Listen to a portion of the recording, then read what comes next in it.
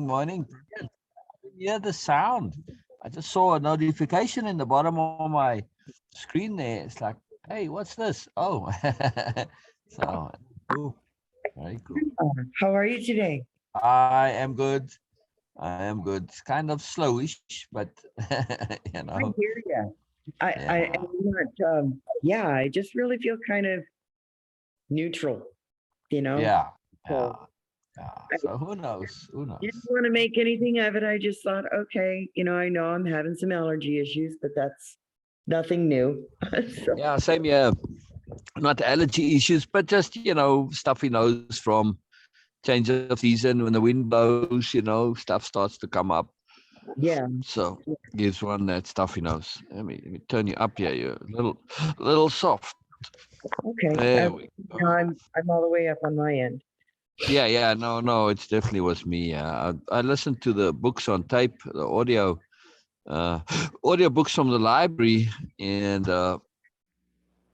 when uh, I listen to them to go to sleep, and then I turn it soft. Uh, Okay.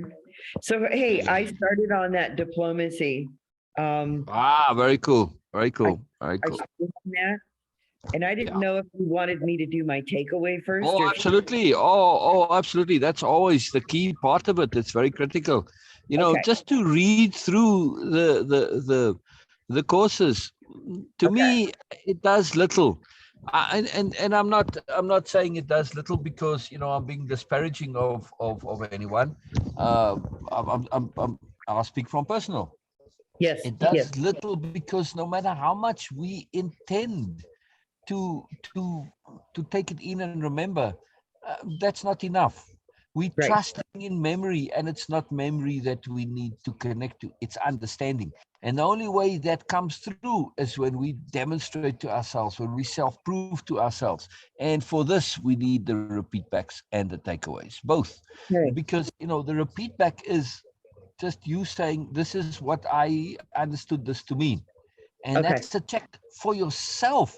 Now, of course, you utilizing, in this case, you utilizing the author, so you can say, did I, you checking with yourself, I want to make sure that I actually did understand what's there. Yes, okay, I did. All right, the author agrees. All right, cool. Okay, so now I know my understanding process is at least in tune, right? And we're in the same framework, we're in the same paradigm, we're in the same universe, etc. Right? Because it's so easy, even in small things, to be completely different. Listen to people when they talk about love, and yeah, then you go afterwards and you get into detail. Oh, they're talking about completely different things, right? Or God or whatever. So this is and then the takeaway is to say, okay, I understood what was being said. I'm repeating this because I'm actually writing on it, so I'm making it useful to me. The takeaway is to say, wow, I got what they were saying, but yeah, that's kind of obvious. Yeah, I've been doing that and applying that. This is already a part of my life. But this is something new. This is something different. This is something potent. This is something, oh, it reminded me. Yes, I always thought this was a big deal, but I kind of forgotten about it and not been using it, etc., etc. So the okay, takeaway is emphasis of what you're going to use and what's valuable to you, what you're going to implement and put into practice, what you are going to now make an effort to change your habits around. Yes, because to change, we okay, need to change our habits of being. It's not just, okay, I get it, I understand. Yeah, that's not enough. Realizations are dime a dozen. They come and they go. They don't mean anything. Yeah. right, right. Okay. Well, then I'll do better, I think, than on my next takeaway because this one I think almost is a combination of both, and I don't know how it That's turned out okay. that That's way. I okay. just That feel like, happens. That happens. After a yeah, while, we kind of trust our repeat backs. But and also when it's weeks, there's extra benefits. yeah, It's an opportunity to yeah, practice expression. Yeah. right, So I say, I know what they said, but can I explain it to somebody else? That right. is magically useful. I've seen you personally sometimes struggle to read things. So it's expression practice. Also, It's an opportunity to hear ourselves. Now, think of it this way, a little longer term, right? Where you are doing constant Oh, this is really feedbacks unstable. in that precise way, in this deep regular basis, and you hearing yourself do so, what does that do for your confidence? You now know, hey, I'm talk about it. And this Yes. is a major Yes. point. When we feel we can express ourselves, it changes how we are, who we are. Our entire being changes. And this is that inadvertent learning that us without us even realizing we're changing.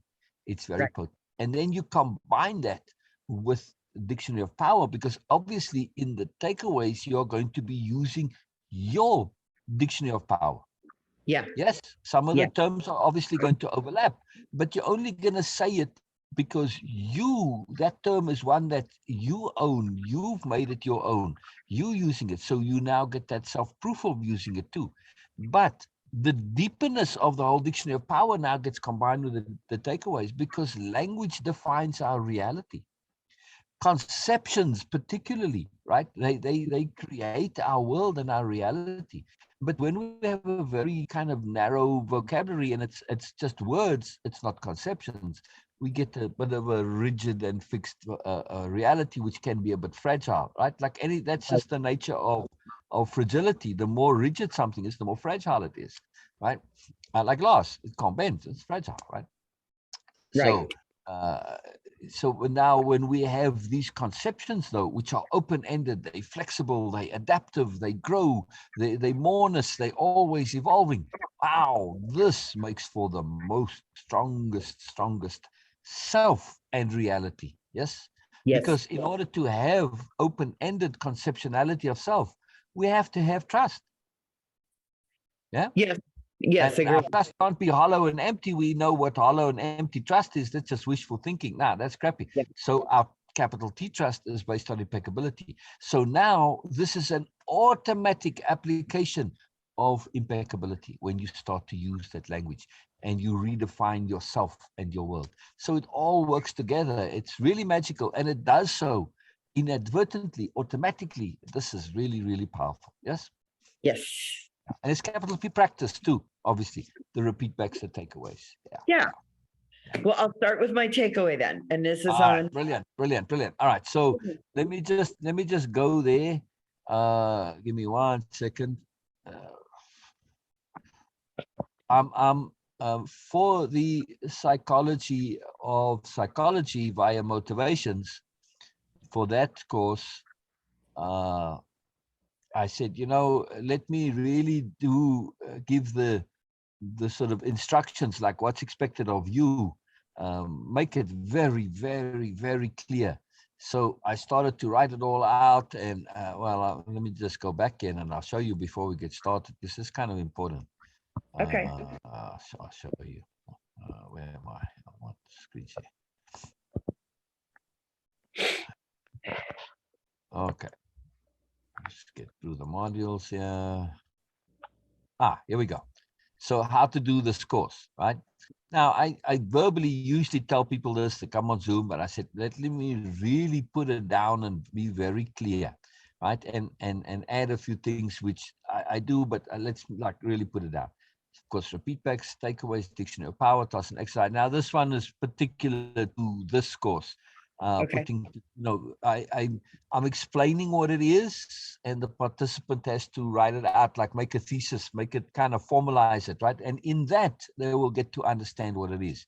And this Okay. could apply, this could also apply to capital diplomacy, same thing, right? Yeah. Yeah. The what capital diplomacy is, as a sort of a formal description. We did that in way of impeccability. When we got to the end, we said, what is way of impeccability? Right. I added it afterwards. Okay. Posting, posting in the groups, posting in your own page, posting on your own blog, whatever. I feel this is like you do this. And it's massively helpful. You're the only one that does it to the extent that I envisage. Yeah. And I would like to, that's why I was thinking, I encourage that, but I don't want to sort of press it because it's a lot of work and not everybody has the time for that. As you know, right now, okay, they don't have to make a post every day or multiple posts every day. You're very prolific, but it's addictive, right? It kind of feeds on itself because it's so valuable. But hey, even if they just post, take their notes, like their repeat back or their takeaway, particularly the takeaways, but do a takeaway of the Zoom session. Okay, in Zoom today, this is what was useful to me, and post that. That alone would be fantastically useful. Right. And, Right. application and self-honesty. This is very key. I'll elaborate a bit on this. Okay. What the tasks of doing. Well, you do it already now, but some people come into this and they're like, I want to be taught. No, and thinking I don't need to do anything. I'm just going to be taught, and then I'll have it magically at my command. No, you got Yeah. to do it. You got to apply it. You got to use it, and also Yeah. the self-honesty. This is very critical. So many come in and they don't want to face and deal with the awful truth. Like they feel they sort of know what's going on in the world, and I'm this and I'm that, and suddenly they come into contact with a world which is a couple of orders of magnitude greater than the world they had ever conceived before. And Right. now they feel a bit crushed. Dude, get over it. Get over yourself. It's not that the end of the world. The world is bigger than all of us. Okay, so what? You thought you knew a lot and now you realize you don't know as much. So bloody what? Get over it and have that self-honesty to acknowledge that, hey, I've come into contact with an update. And then you grab onto it and say, fuck, this is awesome. This is magical. Wow, there's moreness here. Shift your perspective. Don't see it as a negative, see it as a positive. Yes. Yes. So that's a big point though, because I see this as fortunately I don't think anybody's gotten stopped there. Right. But they struggled with it though. And it's you can avoid that struggle. There's no need for it. Yeah. I see a lot of times, and I'm wondering if people aren't posting because of this one thought of, well, what if what I say is stupid? What if what I say is wrong? And I used to think that. I used to be afraid to post things because it's like, no, my opinion just doesn't matter. It doesn't make sense. Well, but like you pointed out in this diplomacy course, all perspectives are valid. So every and it's our Go ahead. Sorry, I'm just getting excited. Sorry, go ahead. Oh, I said, but it's our opinion, and our thoughts and our perspectives do matter. And that's the only way we're going to learn is if we put something that's so outrageous out there, then obviously, people are going to jump in and just say, hey, maybe you need to rethink that a little bit. And here's why. Exactly. So it's an opportunity to learn to put your stuff out there. Yes. And also, if you're in that black-white psychology, at least share your whiteness, share your blackness, right? Because once you've done that and somebody comes along and says, excuse me, dude, rainbows. And you're like, right? In that moment, that one word, your whole universe changes, right? Yeah. Now, if you don't share where you at, you don't create opportunity for somebody to come and say, rainbows. Yeah. Which is why it made me a little sad when CJ was doing the drawings where, he just kind of that's just a pity because he's not open to seeing alternatives now. It's closed, that's over for him. No, not quite. I mean, well, I would assume not, but temporarily. His confidence is all, and the martial arts is really helping with that. What's helping with it? He's been taking Taekwondo, and it's right. with Tai Chi. So that is helping a lot with his confidence. He's really starting to open up about that and try things. So, I'll talk to him again another time, probably another week or two, and see where he is with it. Right. And you can tell him that I want bad drawings. Yeah. That's what I'm after. Look at Erica. I mean, look at the drawings that are showing there. I mean, if you see Erica's other drawings comparatively, there is no bad, there is no right, there is no wrong. The Right. very fact that they are so simplistic and so kind of childish, this is what I want. But see, This is what makes them ideal. yeah, So yeah. I mean, be a motivation for others to say, okay, look, CJ, are you going to be the absolute worst drawings here? This is great for me because I can use them to say, if you can't do better than CJ, then I'm not so sure. Okay, I'm teasing now, but you see the point though. So everything is useful and valuable. But once you see that, there are no bad drawings. There's just no right, such thing. There's no right. such. So it's really magical. This. But anyway, I hope he gets to see that, because this is a major shift in life when you can celebrate. Being imperfect. I love seeing Erica Jane do this. She's got the Yeah, whole TikTok thing going on. yeah. A Mhm. celebrating imperfectionist as well. This Right. is very, very, very powerful. All right, so let me go to capital D diplomacy. Simple things, simple things. But I also want to just emphasize, how much the way we do these programs makes a difference. It's really, really, really Yeah. huge. And then again, you apply this to capital H hearing, and you say, wow, those takeaways, just the takeaways, never mind just the repeat backs, never mind the takeaways, right? Takeaways, they are, sometimes you get, sometimes you don't. It depends on a lot. It's a more sophisticated process to extract takeaways. It's a skill that we kind of have to Yeah. learn. We don't always necessarily have it. But a repeat back to this, anybody can do. Yes. Yeah. Yes. Okay. It takes a little bit of work and effort, but you can do it. Now, when you are applying capital H hearing and you make space for somebody to give you their repeat back of whatever the hell happened, all of what I was saying, the benefits happen to the person. Yeah. Exactly. Isn't that huge? Isn't That that part I huge? did catch. Yes. Yeah. Yeah, that part I did catch. Yeah. That's just so cool. That's just so cool to me. There's Venus drawing behind me, by the way.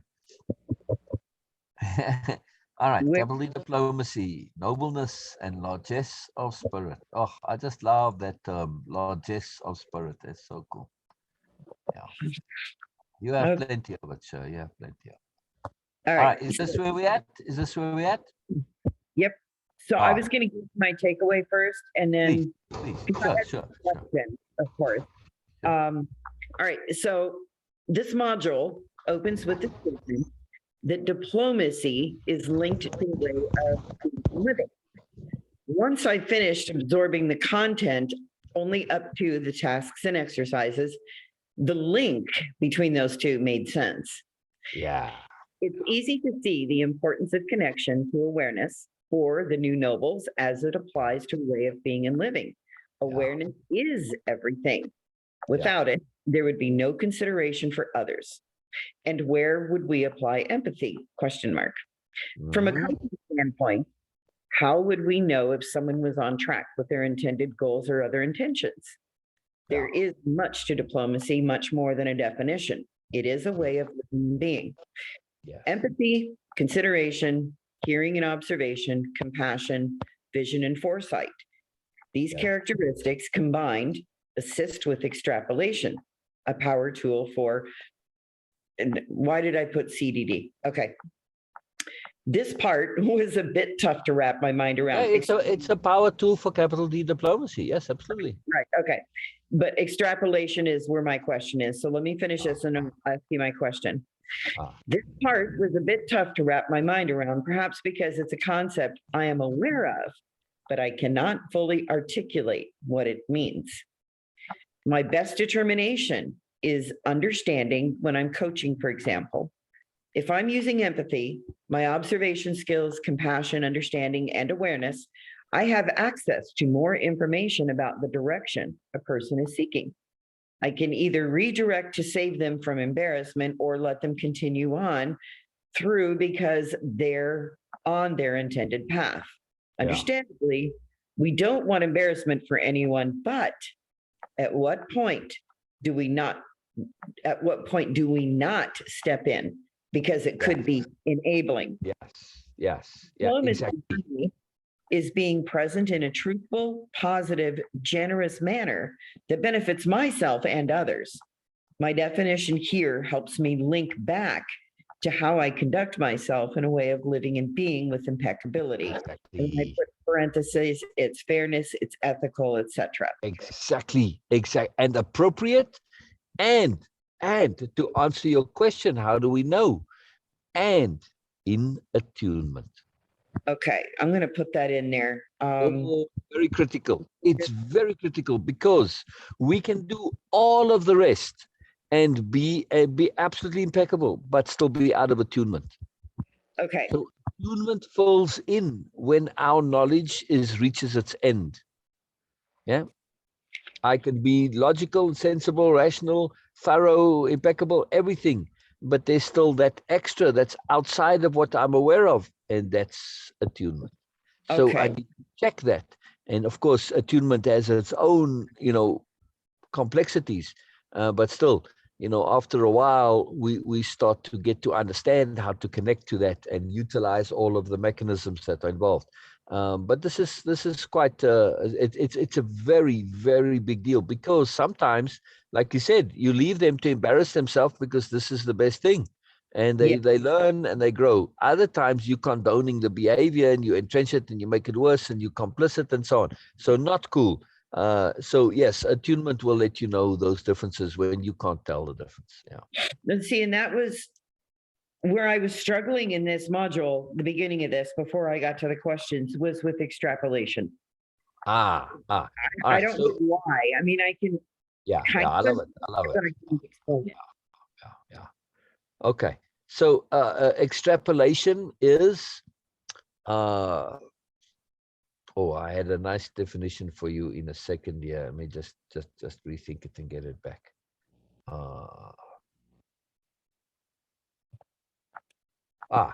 So extrapolation is the highest probability projection of assumption into the future based on the patterns of the past. That sounds very complicated. It does.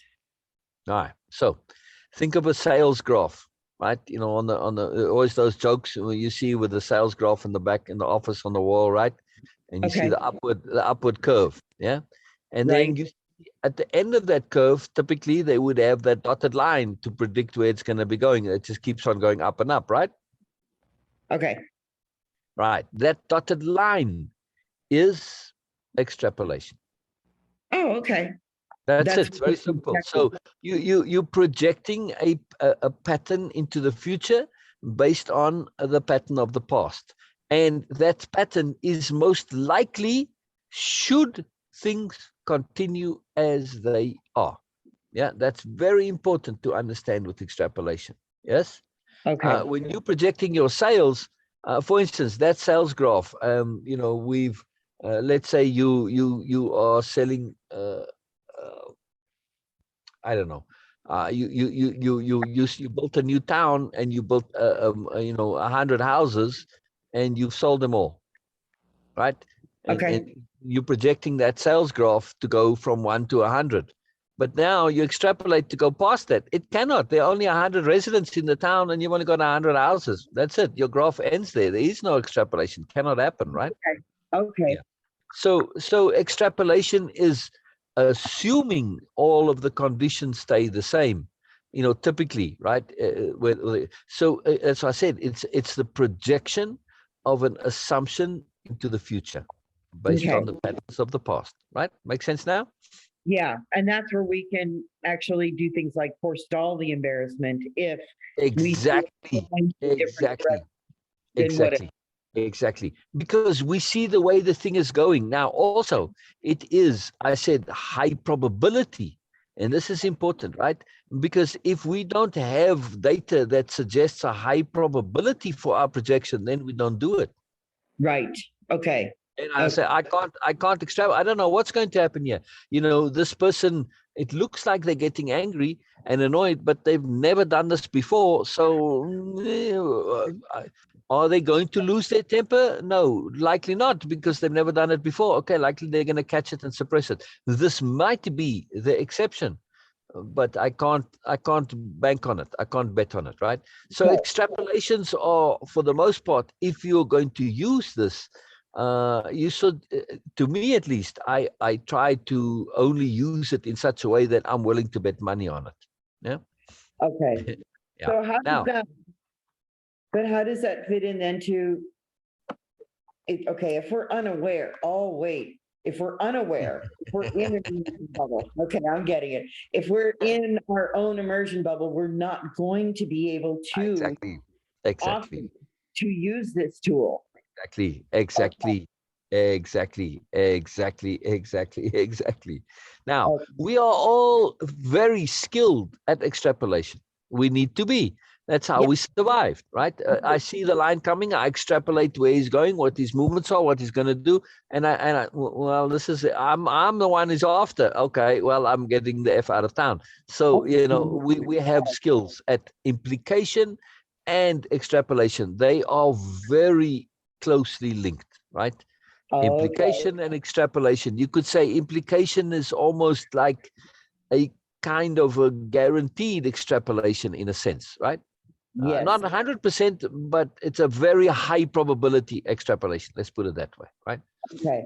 So they're very closely linked. Yeah, yeah. But Well, an implication could also be kind of going backward. An extrapolation definitely goes forward into time. An implication can go backward, right? okay.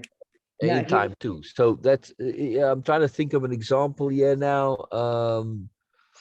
use red flags as an example. Red flags in an abusive relationship. Say somebody Yeah, is so steeped in their unawareness or their own, I yeah, should say, their own misery, that they're yeah, missing all of the cues and red flags. yeah, yeah. Well, you go on the red the first date, and the date says, wow, I'm so pleased to meet you. I've been on a dozen the first dates in the last month, and well, whatever, long story then. Oh, Yeah. well, by implication, you've been on a dozen dates. That doesn't speak very well for you, Yeah. you know. Okay. So, Okay. okay, it might have been that, they're just very fussy and picky and they're looking for the right person. But, that's a backward going implication, right? Yep. Yep. Okay. It says something about the past, but again, it's an implication, it's an assumption. Yeah, but implications are just high probability assumptions. Yes. Okay. Yeah. Okay. That makes sense. Yeah. All right. So then that's when we can offer counter perspectives. But there was Exactly. another question though that came into that. Exactly. Tie into what you were talking about when you were talking about, we must have regard for long-term perspective. I was Exactly. not able to figure out like a long-term perspective until we started the conversation. Long-term perspective would be our projection, right, of what could happen. Yes, exactly. All right. Exactly. And also not just of what could happen, but of what we want to happen. Oh, Yeah. okay. That's Yeah. shifted. Yeah. That's huge. In other words, what our intent is. So, we take a lot of short term. Okay. The typical example of selfishness. The Okay. child gets given a bag of sweets and they hanging out with their friends and they just eat the whole bag of sweets themselves. And they say, well, where's the logic here? Well, I got to eat all the sweets and enjoy the sweets. What do you really want longer term? Would you like to be friends with all of these? Oh, yeah, absolutely. Do you think this helped you being friends? No. See, now, Right. it's the bigger intent, the longer term goal that you want. When we start to look at this, it changes our behavior in the present. Yes. Yeah. And Now, we do this without really being aware of it. So the trick is to be aware that we're doing this. Exactly. And typically in situations which require capital D diplomacy, this is exactly what's happened. There's a bubble awareness, and the bigger, greater, larger value has gotten disconnected from. So Oh, very, very powerful mechanism for this. So typically capital D diplomacy is about gently, considerately, politely, courteously sharing greater awareness. without sending them into a mini Exactly. existential crisis. Exactly. Okay. And that's why I said it's courteously, considerately, politely, exquisitely, delicately. Yeah. Yeah. Okay. Diplomatic. Exactly. Well, because there was Kindly. No, it's a one of the kindness. functions. Yeah. Capital D diplomacy, capital D diplomacy, not regular diplomacy, because No. that's typically often just bullshit. But Yes, capital D diplomacy is exquisite kindness. yes, it is. Yeah. I would definitely have to agree. That was one of the things that I did pick up. It's like, oh, this is not your normal diplomacy. Oh This, no, hell no. This is something else entirely. being trying to blow smoke up somebody's rear end. No, this is different. Exactly. And look what the starting heading is. The largessness of spirit. Oh no, I mean this heading right here on the screen. Oh, okay. Greater context. Yeah, Yes. you know, the subheading of what, okay, we're now focusing in, right? Yes, that's the overview. But okay, we really need to be looking at capital diplomacy through the lens of greater context, right? Because that's Okay. what it is. The application of that. Yeah. The implementation, yeah, as well. Yeah, application implementation. Very cool. Well, That was a fabulous takeaway, though. I mean, yes, there was a lot in there. That was very cool. I actually want to hear that again, just because there was so okay. much in it. You want me to read it again? Please, please. Okay. Let me open it back up. All right. The module opens with the statement that diplomacy is linked to a way of being and living. Once I finished absorbing the content. Sorry. So I'm going to pause here and comment. Not Okay. diplomacy, but capital D diplomacy. That's very crucial right in the beginning there. Okay. Hold on. Let me. Right? Would you agree? Yes. Yeah. I mean, think of this. If you posted your takeaway, the average member in the group reading that to see diplomacy changes what you're going to say to see capital diplomacy. I get you now. Okay. Right? Yeah. All right. So the module opens with a statement that capital D diplomacy is linked to a way of being and living. Once I finished absorbing the content up to the tasks and exercises, the link made sense. It's easy to see the importance of connection. So the link or this connection? Well, it could be a connection, but in my head, I was linking back my this concept that capital D diplomacy is part of a way of being and living. Yeah. Okay. So what I was doing is I was just like basically linking them together, or one goes, you can. Yeah. The linkage then would make sense. Okay. Yeah. Because link sounds like there's a link somewhere in there, an actual link that you click on, but this is the linkage. Right. Yeah. The linkage. The linkage makes sense. Okay. Cool. So it's easy to see the importance of connection to awareness for the new nobles as it applies to a way of being and living. Yeah. Awareness is everything. Now, I know I didn't finish out my thoughts right there. Yeah. So in this case, for the new nobles who are used as an example. Okay. Yeah. Wait, it's easy. They are used as an instruction mechanism. Yeah. Okay, I'm going to put that in there. Used as an example, as it applies to the way. Or as an instruction vehicle. Either way. Hold on a second. I'm going to change that as an instruction vehicle. Okay. Yeah, that's nothing. Okay.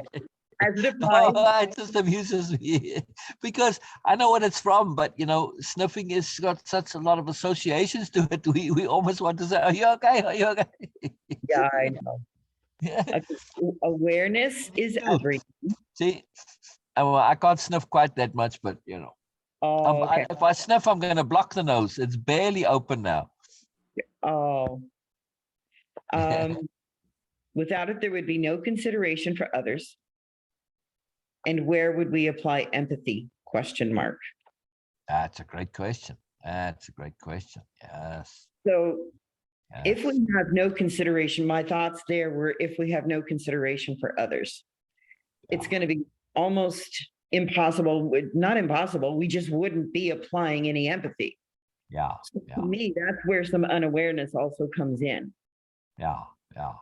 You know, I almost want to suggest that where do we apply applied empathy, with applied empathy being now a dictionary of power term, you know, applied dash empathy as a singular conception, you know, capitalized also. Okay. Applied empathy is a very different thing to empathy. Because I could be sitting here observing what's going on and empathizing with you and do absolutely nothing. Okay. See? It's Yeah. action. Applied empathy then is action, actionable. Exactly. Because Okay. I can apply that empathy and somebody could say, well, it's kind of implied that you're going to be doing, but I'm applying empathy by feeling what you're feeling. That's my application of empathy. Okay. Which for a lot of people, that's all they do when they apply empathy, because they can switch it off. See? So the application is just feeling it. But applied empathy, oh, this is actually taking action based on your empathy. That's a whole other, that's another universe, right? It is. How many empaths do you know that actually applied empathy? Very few. Yeah, they just talk about, oh, I'm picking up, I'm absorbing others. Exactly. Exactly. And they don't know what to do with it for the most part. That's usually the lament of the empath, Yeah. is that they get overwhelmed. They don't know what to do. Exactly. So capital D diplomacy is a way to deal with that, because typically what they are feeling requires complexity and skill, and complication is difficult to deal with. You feeling more than what the person sometimes even themselves are feeling, right? You're Okay. seeing it from a greater overview perspective. They caught in the bubble. So you have what they feel and what you feel and, you know, what's around it. So it's complicated. Deal with the empathy. Okay. Yeah. So applied empathy is a big deal. You could almost say applied empathy is synonymous to capital diplomacy. Yes. Yeah, you could actually. Hold on a second. Yeah. Not always, because you don't have to necessarily feel what somebody's feeling to see, dude. You're heading into trouble here. It's like when guys are starting to talk and you say, dude, you're starting to put your foot in it. I'd shut up if I were you now. We don't have to be feeling what they're feeling to know that they're heading in, to see capital diplomacy is about to be required, right? So yeah. Okay, so Capital I'm gonna. diplomacy is more than applied empathy, but it certainly incorporates applied empathy. So what I changed it to this then. Without it, there would be no consideration for others, and where would we practice applied empathy? Oh, I like that you said practice instead of apply. Oh, what a significant shift. You see, right there, one word, you changed the whole takeaway. I One did. word, I really one did. word, change it all. Well, because it's making sense now that I'm discussing it. Just reading it. See, I always Yes. discuss what I read. This is the magic of Zoom. When I we can't share, read it to get it. things. Yes. From a coaching standpoint, how would we know if somebody was on track with their intended goals or other intentions? And I know there's a difference between intended and intentions. So Yeah. that's why I Yeah, deliberately use you could say or other intents. intents. Okay. Or I would actually, in this case, because you're talking with a client, I would say intentions/intents. Okay. Because typically your clients have intentions, Yeah, they do. not intents, right? Right. So if you put them both there, what do you mean both? Oh, wow. Now you start to think about what the difference is. And then, if you bring this up with the client, what is this an intent or an intention? What do you mean? Oh, no, it's just an intention, yeah, right. Okay. So, you just go, mental Yeah. masturbation, in other words, right? Yeah. So Yeah, It's huge. It's huge. It's so subtle, but in this case, it's appropriate to say intentions because that's typically what you encounter. But there might just be somewhere, oh no, this is actually an intent to have that awareness of the difference and to hear when it is different makes a massive difference on how you act. Yes. it does. Yeah. It Yeah. does. Yeah. So where I didn't struggle with this, but I was challenged with how I wanted to express it. So I am going to still keep working on this particular next paragraph. That there's I much to love. diplomacy, much more than a definition. Sorry, can you read that again? It broke up there as you started. So Oh, say again. there's much to diplomacy, much more than a definition. To It is capital a D, way. diplomacy. Capital D Yeah. again. Yeah. Okay. Let me see. Capital. Yeah. Or you can just put, CDD, which is fine too, to save that, long speech. Yeah. But yeah, this is definitely, but yeah, because you are starting a new paragraph to delineate and differentiate is absolutely Yeah. critical. Right? I Yeah. think that's important. So I put down that, of course, after that, I put that I capitalized it is emphasis, a way of living and being. Yes. Yes. Yes. Yes. Yes. Yes. I love that. That phrase you can put in all italics of that Yeah. sentence, because it is central to the entire understanding and conception of capital D diplomacy. This is not something that you do as an adjunct to you. No, this is something that needs to come from your way of living and your way of being. It's not possible to really do it appropriately otherwise. Yeah, Right. because it involves nobility, and nobility is something that you're doing really the actions without rewards. I got hold on a second. I got to put that in the next, what follows that. Okay. Okay. This involves, what did you say? This involves Nobility. nobility. Why did that word escape me? Yeah. Or nobleness. Yeah. Which is essentially actions without rewards or acting without rewards. Yeah. Behaviors. Yeah. Either way. It's bonus goodness. There's no need to do so. It's volunteer. It's doing extra for absolutely no reward other than it's something that you want to do. Yeah. Sometimes it's a great big pain in the ass. I would have to agree with that. I've been stuck a few occasions that I could rapidly think of that I could have really used this depth of capital D diplomacy, but that's part of this whole process to me. Yeah. Can you look at screen real quick? Yeah, hold on a second. Let me switch over real quick. Go ahead. That's it. That's all I want to show you. Nobleness and largesse of spirit. There you go. And exactly. So they are synonymous, but in order to apply nobleness, you need largesse of spirit, not largeness. Largesse, it's a difference. The words aren't the same. What is largesse? Largesse is that what I was just describing when you do more without it being asked for, without it being required, without there being a reward to it or a benefit. Largeness of spirit just means you have a big spirit. Right. Largesse is that giving or gifting of just getting an extra bonus without having, without any payment for it, any reward, anything. Right, without expectation. Exactly. And also when you do something out of largesse, it might, be expensive for you even, but that's what largesse means. It's that pure magical giving that's just so fantastical. Yeah. It's a big deal, largesse. Actually feels okay. So it's a humbling concept, largesse. It is. Yeah. The characteristics after it is a way of living and being. So I bullet pointed empathy, consideration, hearing / observation. To me, you got both. You have to both capital H hearing Absolutely. and Absolutely. I want to say capital O. And then you take what you observe and then you apply your hearing to it. Yes. Absolutely. And there's compassion and vision and foresight. Now, Yes. I feel like vision has to be in there. Yes, yes, absolutely. Oh, it means you totally. I love that you put vision in there. This is really evidence that you understanding what's going on here. Capital D diplomacy requires vision in the usual, typical, and all of the nuanced versions of it.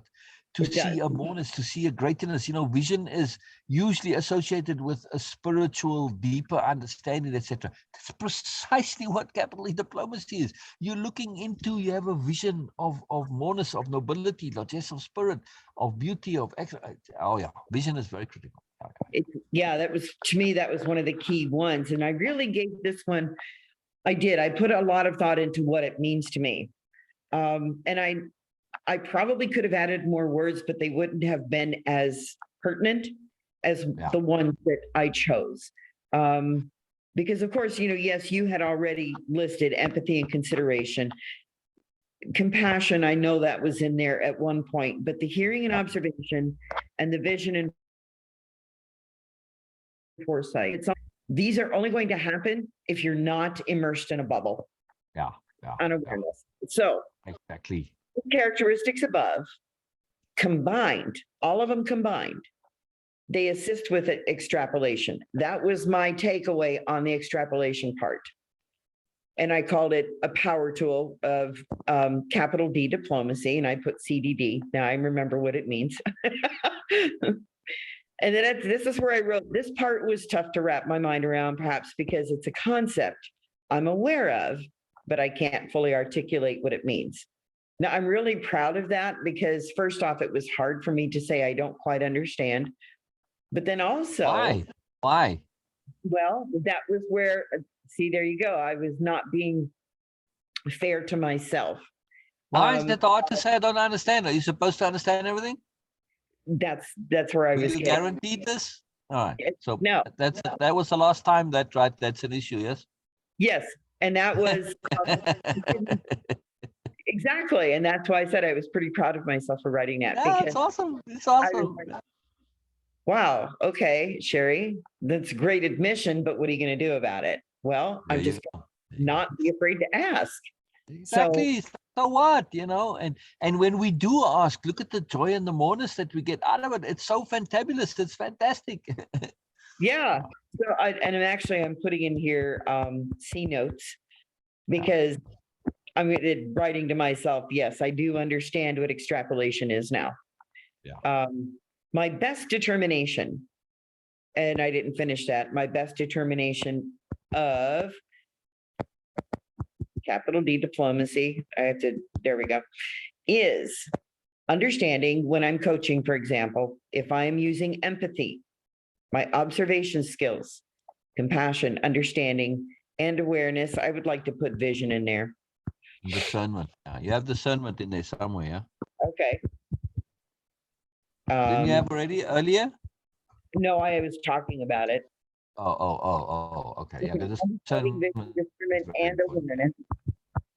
I have access to more information about the direction a person is seeking. Exactly. And I thought that part right there was kind of key. It's not only seeking, but headed. Sometimes they headed in a direction that they're not seeking. And this is typically where capital diplomacy comes in. Is headed. Yeah, right? Okay. So headed or seeking or / seeking, either way, right? Or. So yeah, like I said, the two may not coincide. This part right there where I was thinking of myself in there, and I was thinking of some of the conversations that you and I have had, that you, me, and Bina have had, where you gently directed me away from a direction that I could have been heading or that I was heading.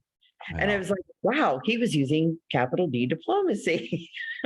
Now, typically what I'll do is I'm not actually heading you. Right. No. I mean, like when you say you head cattle, right? You clearly steer them. Yeah. Yes. Which is probably why they're called steers, because you need to steer them, right? They can be very stupid, right? However, with people and capital D diplomacy, I might just ask a question, Yeah. yeah, and then and then you change course.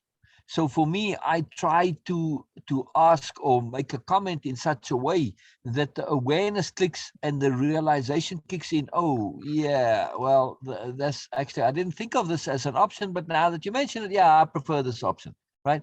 Right. Your decision, not mine. I can't steer people. I cannot do that. Ethically, I can't do that, and Right. sometimes, not always, but, this is rare instances, though. And we have to be very careful because if it's not your decision and whatever I steer you and I do it to the best of intention doesn't work out, who are you going to blame? Yeah, exactly. You. And Yeah, that's not good. right, Well, not only that, it could be unethical.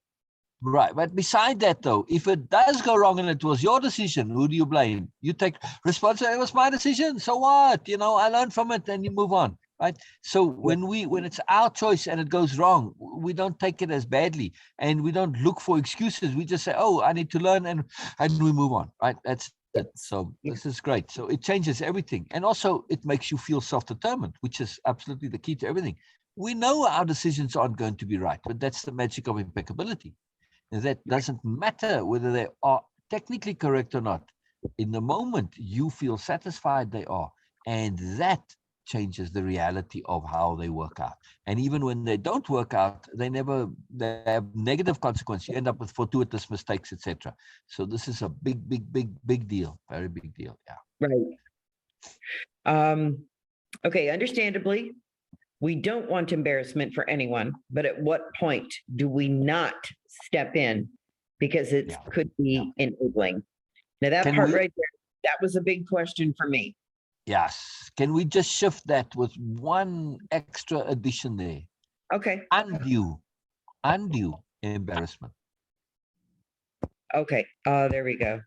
Because when Mr. Narcissist comes along and does all of his stuff and makes an ass of himself, well, okay, sorry, you asked for this. My capital diplomacy isn't helping. It's actually condoning your narcissism and making it worse and entrenching it. So Right. sorry, there's not I can do. You just have to go through this. There isn't an option for this. Yeah, Right. yeah, Um, well, also, too, I was thinking about, the person, a couple of people that I've talked to, and then there's other survivors and victims, et cetera. Um, I was thinking about the situations where we can see the red flags as a coach, as a friend, as a whatever. We can see the direction they're headed. And it could be, dangerous. It could be all kinds of things, anything but good. right. But, at what point do we call it, not do anything because it could be enabling their it could keep them trapped in the victim mindset, become dependent on you, those kinds of things. Exactly. So all we can do in the end really is share options. Okay. That's really one of the bottom lines of capital diplomacy. You are sharing options in a way that's gentle, kind, and considerate. But whenever but then they don't feel stupid, and that's the magic, right? If somebody feels stupid about an option, then they can tend to become negative when about the option that they didn't see. But when it's done gently and nicely, it's like, wow, especially if we're really skilled, it could be their idea that of this option. So, now that I think of this, it's like, oh, you're making me think. And oh, yeah, wow. And now it's their thinking, their new option. Oh, suddenly they just become smarter. And then, see, easy for them to choose that new option now. So, yeah. Okay. Capital diplomacy can be an ethical manipulation sometimes, by the way. See, that was my big question. We're Oh, right there. absolutely. Oh, in the Biala series, this topic of ethical manipulation is a big topic. It's like, goes the whole chapter on it, goes into even more. So yeah, it's a big deal. It's a big deal. Okay. When I thought about that, back to that last question, like how do we know not to step in because it could be enabling. Well, to me, the unkind word to me, I was thinking was, well, there's times when we can actually be manipulative. Absolutely. Absolutely. Absolutely. Now, I'm very happy to manipulate when I feel completely impeccable about it and my ethics are in tune. I have no problem doing so. None whatsoever. If I'm going to manipulate the murderer into not murdering my children by lying my ass off to him, I don't care. Okay. Ooh, I just See? saw a show on that last night, by It's the way. contextual. This is the Yeah. magic of appropriateness. Well, there It's was when I appropriate. can share with you really quick. There was a woman who she was kidnapped. Her boyfriend was killed. The kidnapper kept her contained in some kind of one of those, I don't know, storage sheds or whatever. Yeah, wow. All chained up and everything. But Yeah. to save her life, she started playing along with her, Exactly.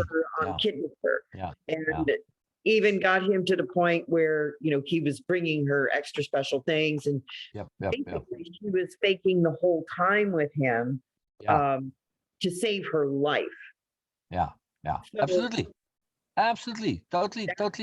Yep. that She would be manipulated the hell out of him. And yeah, exactly. yeah. And she knew that if as long as she kept this up, that there was a chance that he would either release her or, she would find an opportunity to escape, which that happened. That Exactly. absolutely happened. Exactly. I saw a video clip of a girl getting a lift from a guy in a truck, right? And it very soon became apparent that, this is totally going the wrong way here. And she did the same thing, she played along with him. And, the first opportunity she got where he was, kind of relaxed and that, she opened the door and got out and ran away. Yeah. Because he didn't, he didn't go to a place where he could grab her and lock her up. He felt safe and comfortable with her and, this is fun, and yeah, it's fantastic. Genius. So, yeah.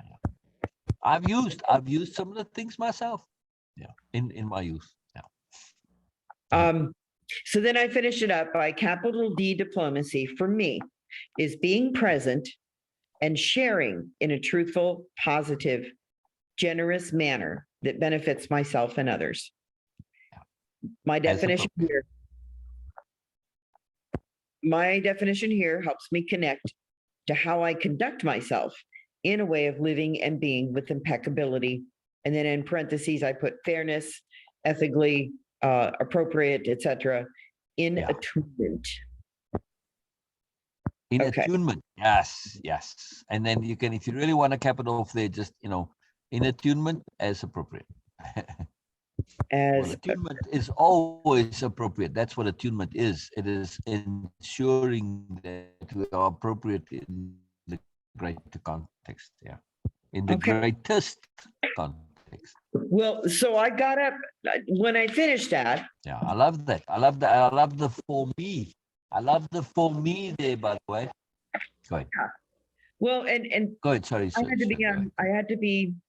I went back over it several times, not to change it, not to edit it, but just to really think it through. I wanted to be very deliberate in the words that I chose, not just write something haphazardly. And if you'd like, I will clean it up a little bit and then I'll post it. But just because I think I would. I think it's fabulous. Yes, I love it. Yes. So one of the things, though, that when it got down to the tasks, did I answer? Let me see. I got my other two questions answered, but some of the task questions, I got to tell you, were kind of tough. Good. They meant to be. Meant to be very tough. Yes. Tough. And I was like, okay. This is gonna. Before we get to the tasks, did you do more repeat backs and takeaways on the slides? Well, that was my takeaway up to the tasks. Okay, that was. So that's the whole section then. I got you. Okay. Just up to the task right there. That's where I stopped and started, and I wrote down all the questions. And then I was like, okay, we're going to go through those one by one, Sherry. So that's what my intention is. So the tasks and exercises. Oh, sorry. There's a delay, so I think you stopped, but they're not. So go ahead. Okay. My repeat back in some ways, that's what I said. I think I kind of mixed up repeat backs did. with my You did. takeaway. You But did, yeah. It's all right. what there were questions that there were other questions. Yeah. Oh, all perspectives are valid. And then you had mentioned, but it's contextual. It has to be in a specific context. Now Yeah. here's where my question was, okay, do we, for all perspectives to be valid, I want to use Putin deliberately because I thought, okay, that's timely. How Yeah. could his perspective on what he are his perspectives valid to him? Because Correct. he actually Correct. sees everybody else in the world as being the nutbags, but he's the one who's the nutbag right now. Exactly. Exactly. Exactly. When we consider the validity of his and we say, how is this valid? We have to shrink the context to him only. And then we say, oh, Okay. dude, your And perspective is valid, but only to you. yeah. Okay. Yeah. Well, see, and then here's the interesting thing. Knowing he is a very highly educated man, he does know and has studied, I mean, profusely, the history of his country. Yeah. Clear back to, Yeah. oh my gosh, the early centuries. He's Yeah. gone back through and he understands how much Russia has lost over the centuries. Yeah.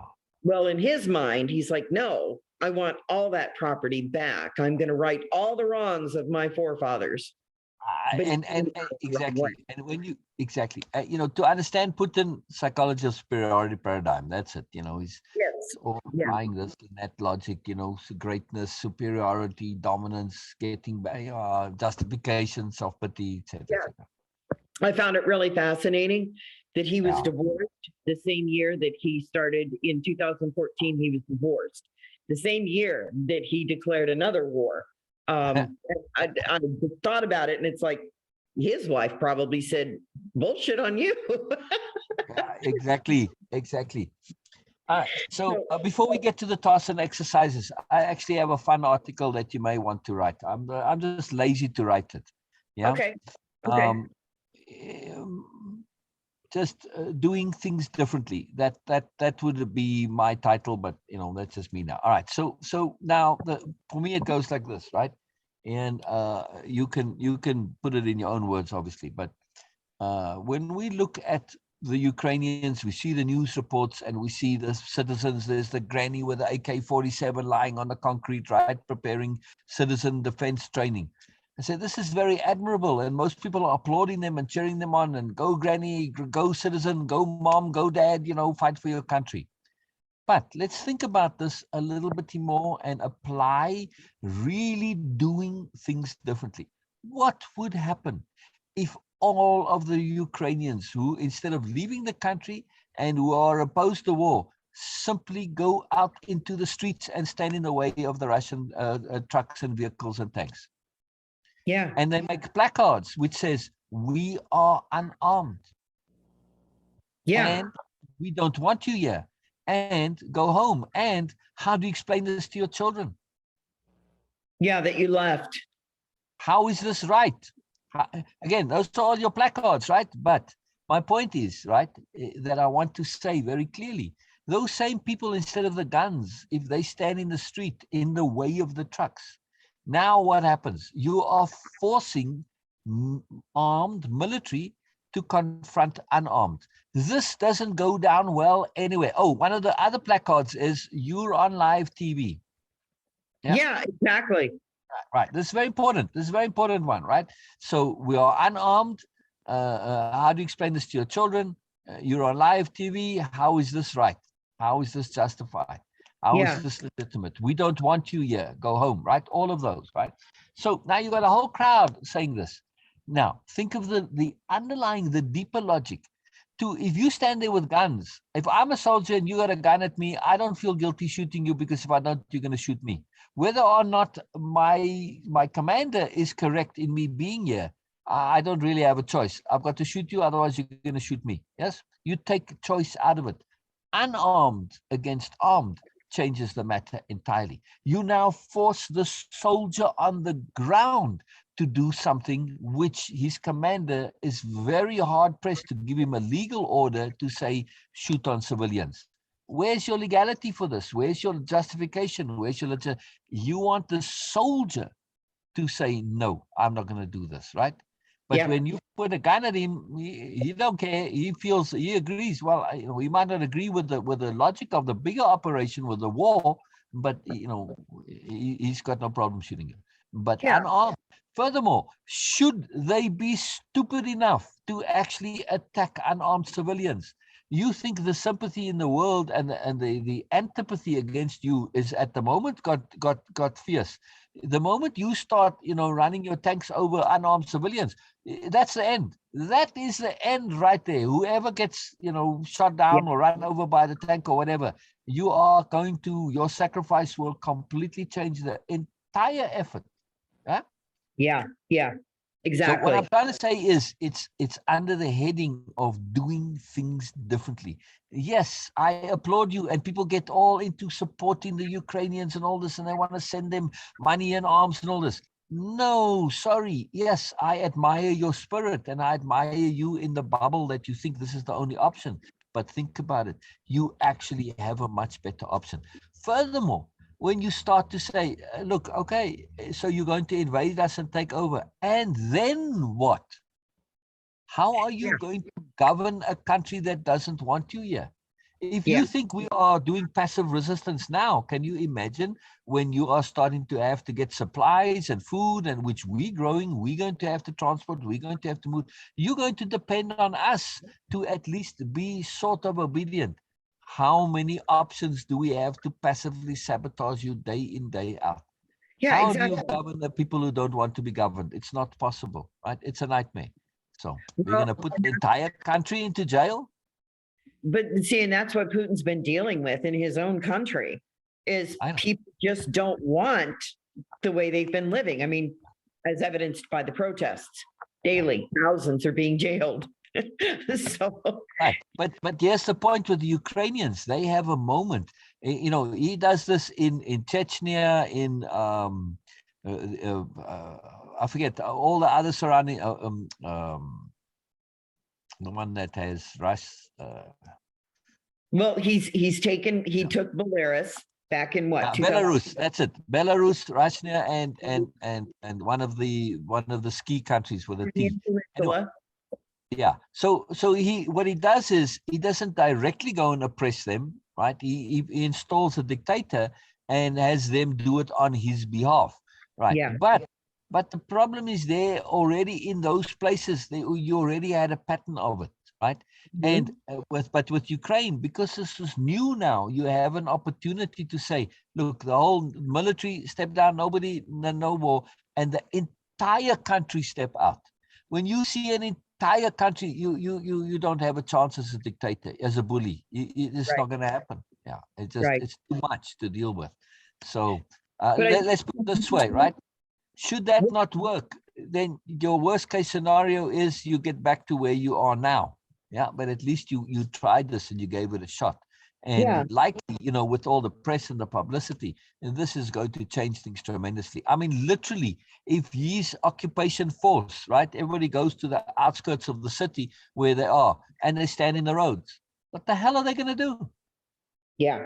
Your thing bogs down, and now you think of it from his point of view. You've got to supply food and all this. You've got to keep those troops. It's a mess, right? The logistics come in. So anyway, it's just thinking differently. There are alternative options. The greatest freedom fighter ever, the most successful one ever, was Gandhi. Yeah, absolutely. Didn't use violence, used this civil disobedience, right? He did. And he was fighting with an already entrenched power, which is very different to a new one coming. It's much easier to deal with this. Like I said, if you just went, everybody stood in the streets and go to the border towns, and that's it. You stand in their way. What the hell are they going to do? Well, they did take beatings and they got rocks thrown at them and they were injured. However, a lot of that was captured and it was being reported by the news. And then when word got back of their aggressors doing this to unarmed people, Then Exactly. that's when everybody started to stand up. Exactly. Wait, Exactly. what And do you do? it's the scale, because of course, you know, any dictator knows that they have their bullies who don't care, and they like beating up unarmed people. They get a kick out of it, right? They Yeah, just that type of person. But this is not your entire army. Yeah. no, So no. yes, in some places that's going to happen, but you need to do this on a mass scale. So it's the entire army is bogged down. Well, Yeah. So, there was an interesting video that I saw, two of them actually this weekend. One of them was a tank. A tank had actually run out of gas on the way, there in Ukraine. A couple of guys were in a car and they pulled over to the side of the road and they asked the Russian soldiers, "What did you guys run out of gas?" And they're like, "Yeah." And they're like, "Well, do you know where you're going?" "Nope, we have no idea." "Do you know why you're here?" "Not really." yeah. "Well, then just walk home." They just told him, just get out of your tank and abandon your post and walk home, you know? And the guys are like, "Well, you can give us a ride." And he's like, "No, you invaded my country. Have a nice Yeah. walk." Yeah, exactly. Exactly. But, they Exactly. could have shot at them and they didn't. But Yeah.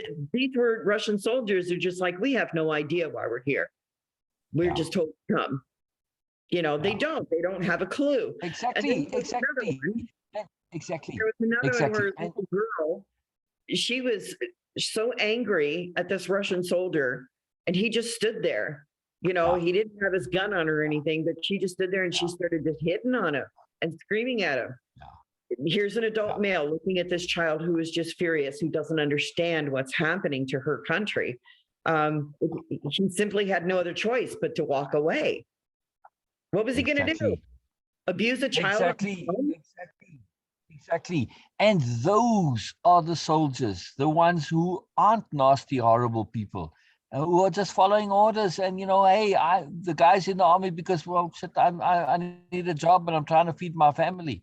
Those Yeah. are the ones that they won't be able to attack unarmed civilians, the good ones. And there are plenty of them. They have to be, this is just the nature of life. So. Yeah. I was going to say, just because you're in the military doesn't mean you're a monster. But, Exactly. they've Exactly. got For to the be most able. part, they want to do good. That's why they're Yeah. there. So what you're talking about here, then, that to me goes back to ethical manipulation. In a way, yes, but I wouldn't make that a topic for the post. But yes, in a Right. subtle way, correctly. This would be, yes, use your power of passive resistance. Use the understanding that people, for the most part, soldiers are good people, for the most part. Use Right. this, manipulate their goodness for your ends. Correct. It is, and it's capital diplomacy in action. Absolutely. Right. I can understand that there's, and like I answered to, I don't remember whose post it was this weekend. When people believe that, everything can be cured by love, was the gist of the post. It's just everything can be taken care of by love. It's like, not always. Sometimes we do have to understand that there comes a time when we have to protect our peace. And I was thinking specifically of domestic violence situations where you do have to protect your peace, but it doesn't mean you have to fight back. Just use your intelligence, use Exactly. what's Exactly. available and what's appropriate in the moment. You don't Exactly. have to get out there and bash people. You don't have to trash your husband or your wife. There are ways, because there's choices. And that's what people forget, is they forget their choice. They forget they do have a choice. Right now, you've got an entire country saying, "Well, we don't have a choice but to leave." Yeah, you do. Exactly. You've got a big one. Exactly. And you have choices other than what you think are your only choices. You think your only choice is to fight. No, it's not. Right. Fight with weapons. No, it's not. That's why, to me, the title here is thinking differently, or rather than thinking, doing things differently. You Right. can do without having to fight in that usual sense. And you can now apply this pressure. Those placards are very important. Yeah. You can apply this pressure in a fundamental, powerful way. You are leveraging awareness, thinking, attention, etc. Those soldiers, like, how do you explain this to your children? You may never have thought that, but and he turns to his lieutenant and crap, right? And there goes the whole thing. And then the lieutenant said, "Look, dude, I can't get my soldiers to attack civilians. Sorry, And now this goes all the way up to the chain. And of course, if Putin's got any brains, he can try and give those orders. But if he knows he's going to give orders that are likely going to be disobeyed, he completely breaks down his entire authority. Yeah. So, when you think it through, the consequences of this are fantastic. Any bully, any dictator can only survive as long as people follow his orders. If you make it impossible for them to do that, then you destroy his power base. Yeah. And I think that's a large part why a lot of the country people there in or the Russians, the civilians, regular people, are protesting so violently. They're just like, no, we cannot keep doing this. And it's interesting because they're not using weapons during their protests. They're doing that. They're doing what they call peaceful protests, but it's really kind of interesting because they're supposed to have 15 days permission or 15 days permission in advance of doing a protest. And people are like, nah, not going to follow that. Exactly. I mean, that the protest, especially in St. Petersburg, this is a big deal. Yes, it is. A big. Yeah. They're saying no, enough. And I just keep hoping that we're going to wake up one day and somebody's going to say, well, Putin's no longer in power. I don't understand how somebody can sit in a powerful seat like that for 20 years. Yeah. Well, because he hasn't overstepped himself up until now.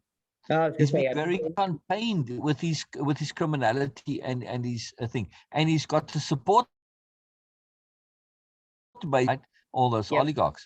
But he's been very contained. He's been very subtle. He hasn't been so egregious.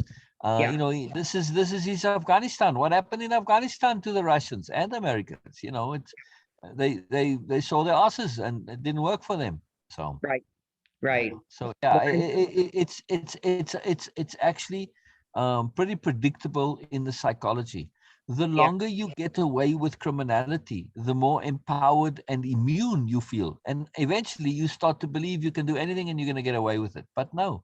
There's a point where you overstep and you become egregious that can't be denied, and well, there you go.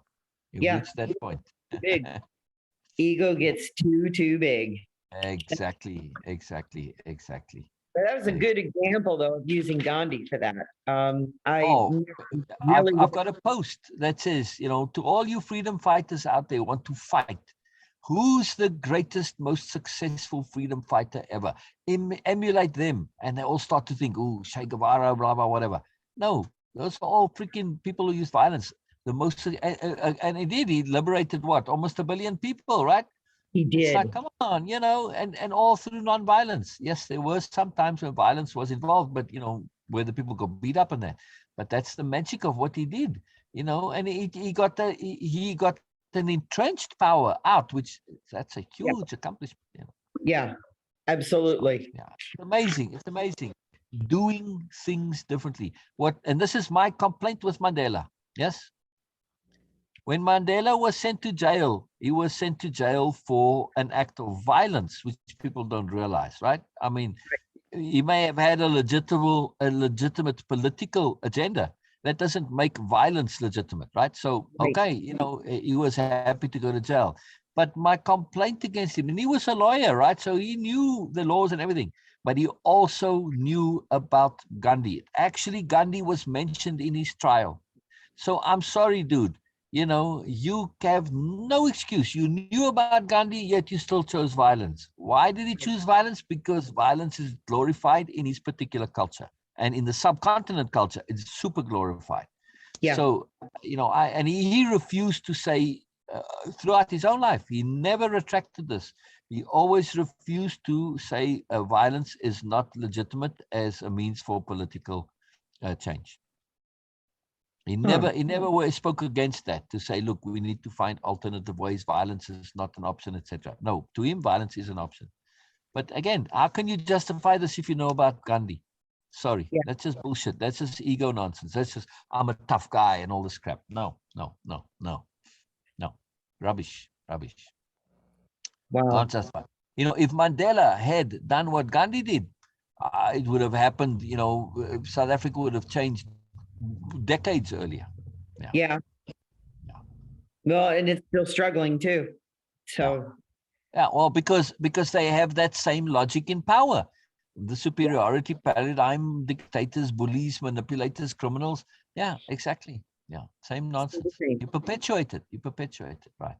You know, it's very common to hear in the subcontinent, particularly, but in Africa in general, because it's a culture that's throughout the whole continent for the most part, where people will say, "Oh, if I was a dictator," like they talk about Buthelezi or not Buthelezi, what was his name? The guy in in Rhodesia or in Zimbabwe was there for so long.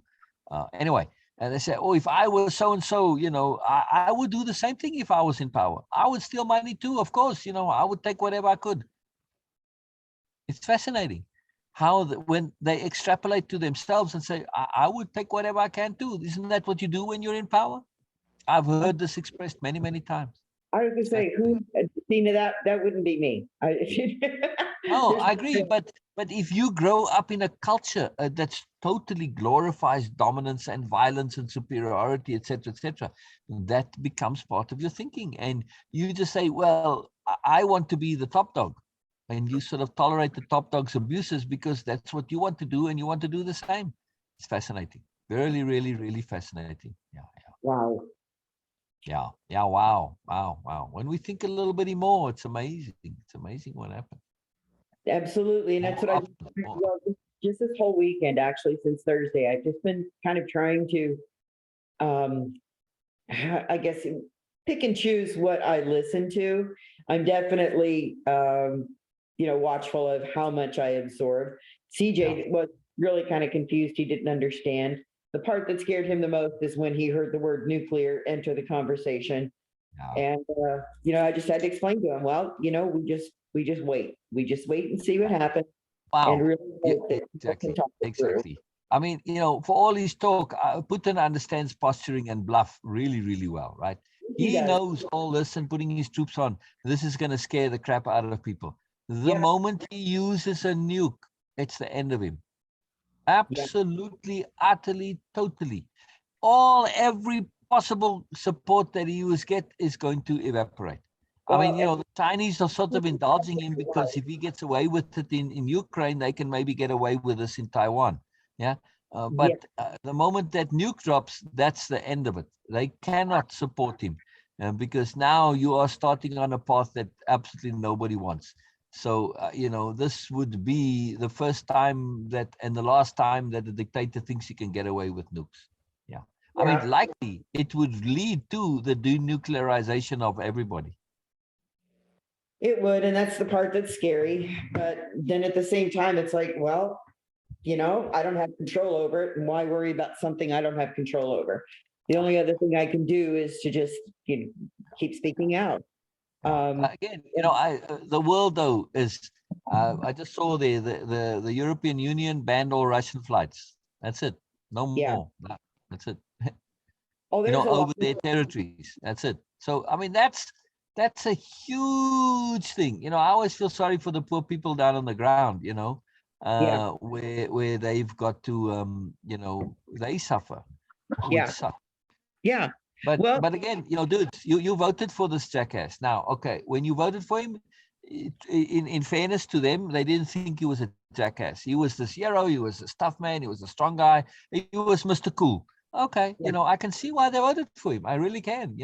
But again, when you prove that this is a false thing, then you've got to update. That's the biggest problem. Not updating. And the other thing too, though, is assumptions. Exactly. Yesterday at dinner, CJ he made the comment of, something about all Russians are evil people. And I'm like, no. It's not Russian people who are evil. There's nobody evil in this. I told him, I said, they have a leader right now who's pretty much out of his mind, in my opinion. He's not thinking very clearly, but we can't make assumptions because we don't live there. We don't know specifically what's gone on behind the scenes to cause him to do this. Yeah. But that doesn't make Russian people evil. He understood then. He was like, oh, okay, so I was making assumptions. I was passing a judgment on a group of people that I don't even know. And I'm like, exactly. Exactly. We don't do that. Yeah, We have to always assume the best. That these folks here, by and large, most of the country doesn't really understand what their leader is doing. So I felt really good about giving him an opportunity to at least learn that, or to at least stop anyways, a stereotype. Because he caught wind that, oh gosh, why is everybody, so against the Russians? And that's when I told him about, well, Russia invaded, the country, one country invaded another. Yeah. And he understood that part, but he's like, well, why? It's like, well, because their leader said to. Nobody really knows why. Their leader just said to, so they did it. Obedience, blind obedience, Yeah. blind obedience. He wanted to know, why we're not getting into it. And it's like, well, because it's not our fight. We're doing other things. We're doing things like not, oh gosh, even the opera. It's even gone into the businesses and operas, the music industry, the film industry. Anything that's having to do with Russia, they're banning. They're just like getting rid of them. Expelled the diplomat, but they said that had nothing to do with the invasion, but I'm pretty sure that it did. So, I feel sorry for the people that they have to suffer, but they are also putting the hurt on all of his henchmen, all those oligarchs who are very complicit, and a secondary level, like they froze the assets of the oligarchs' children. Yeah, I thought that was great. Okay, the children don't necessarily, they're innocent, but still, in terms of putting pressure on them, like, man, you benefiting from his crime. So if your assets get frozen, where did that money come from? So I don't feel too guilty here, but, and they may be, like I said, innocence, but still, at some point, what's going on, so you're not that innocent. It's true, you do. Right. When the parents, when the wives and the children start squeezing people, that's very, very powerful. Wow. Absolutely. So on the tasks, the very first question kind of threw me off. Good. Do I balance empathy and deep goodness with? Well, my first response was diplomacy, but I don't think that's what it is we're looking for. There isn't a right answer to this. It's just to think about it. Well, I know. So it's like diplomacy. Well, what's diplomacy? Well, it's appropriateness. It's goodness. It's impeccability. It's trust, confidence, vision, all of those. Yes. Yes. And what else? Awareness. Yes. What else? Okay. I'm not sure. Keep going. There's one key concept here. Those all are absolutely counterbalances. But one is awareness, of course, is most critical. Yeah. But there's a particular kind of awareness that's also exquisitely critical here.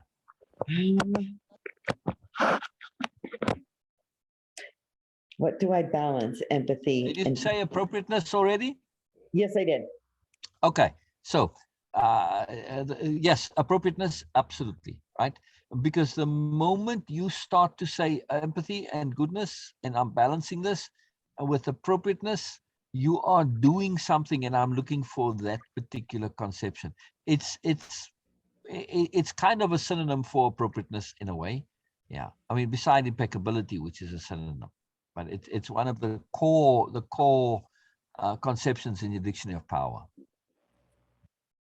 And I'm just going to say, please tell me, because strategy. Oh God, that's a simple word. Yes. You see, you thought it was complicated, so your brain is looking for complexity when it's very simple. Yes. So when you think of appropriateness as strategy, oh wow, duh, right? Again, when we were talking about appropriate resistance in Ukraine, and I brought out this Gandhi strategy. Wow, shit, yeah, it's like duh. So this is the way, because without strategy, empathy and goodness can lead to inappropriate application of goodness. Yes? Every time. Exactly. So strategy is absolutely core. Yeah. For balance in general, but particularly with the balance in this case from a capital D diplomacy. Oh Capital my D God. diplomacy is strategy, right? Wait, I gotta write that down. It really is. Now I'm gonna really have to focus on that one. Okay. Capital D diplomacy is strategy. Exactly. Exactly. Now, Exactly. what I'm planning to do with Exactly. that one is pull that statement completely apart and look at all the different ways that it is strategic. Exactly. Because strategy has a goal and a means. So we are saying, how can I achieve my goal in a particular way? Right. So the strategy here is like the Ukrainians. How can I achieve my goal without violence? Same thing when it comes to capital diplomacy. How and empathy, particularly, we're looking to balance our empathy and goodness. So what is the goal here? How can I apply my empathy and goodness without them being inappropriate? Yes. Okay, without being, all right, now I'm making the connection. And because we tend to assume empathy and goodness are always appropriate, but that's not so. No, It's it's how not. they get applied. They can Yeah. easily be applied inappropriately. Yes. Yeah, they can. They absolutely can. And that's when you cross the line into codependency, enabling, enmeshment. Exactly. Condoning and all sorts of other stuff. Yep. Exactly. Yep. Exactly. Exactly. Okay. All right. So that I mean, question makes just a lot more sense yeah, now. yeah. So just your empathy, just feeling it can actually be inappropriate. A lot of empaths are like that. They haven't learned how to filter and they get overloaded. So, they have no strategy when it comes to the experience of empathy. They just, oh, it's good to be an empath. And they get so fall in love with this idea of being an empath. Oh, I'm so sensitive. It's an ego bullshit. You just like saying, oh, I'm so sensitive. That's all. Sorry. You don't have to be that way. You choose to Yeah, be. you know, So you, empathy in itself can be inappropriate. Yes. And same thing with goodness. A lot of people are good because the image. I don't really want to be good. I've But run across the assuming people. now, assuming you are genuinely empathetic and genuinely good, we still need to balance it with strategy because otherwise appropriateness gets mangled. Yes. Okay. Okay. Yeah. Hold on a second. God, I can't bookmark that right now. I'm going to go back and pull that particular one out of the recording. Yeah. Yeah. That's important. That really is important. Yeah. That's the Yeah. reason for diplomacy right there. Exactly. Because precisely this understanding, we need to balance. We can see, oh crap, dude, you have allowed your empathy and goodness to be inappropriate and it's out of balance and it's a screw up here now. So now when we start to share that this in the yes, you're being good, you're being nice, you're being empathic, but it's having a reverse problem. Now, of course, that isn't always the case, but we can even treat somebody who's being nasty and mean they'll take it that, well, actually, yeah, they'll claim the goodness when they weren't being, all right, so we can use it very subtly. But yeah, so often we are looking to prevent inappropriate application of goodness. Yeah. And non-strategy, in other words. Yeah. Okay. Now I'm understanding it. Now I'm connecting it just with that one question. Capital S strategy capital S strategy is absolutely one of the starred concepts, bubbled, emphasized, whatever in your dictionary of power. To understand strategy just makes, with our strategy, we're just sitting ducks for the most part. Yeah. Okay. The strategy then it's more than a plan. It's exactly. It's Not just a more than a plan. Exactly. It's a plan. solution. Yes, exactly. It's a doing. Yes, it's a balance. Yes, it's an enablement. It's an empowerment strategy, correct? Yeah. You could do a whole course on what is strategy. Exactly. Strategy is also magic. Why? Because with strategy, I can do the impossible or the supposedly impossible. So, okay. So, Sher, we are coaching wrestling coaches at the school, right?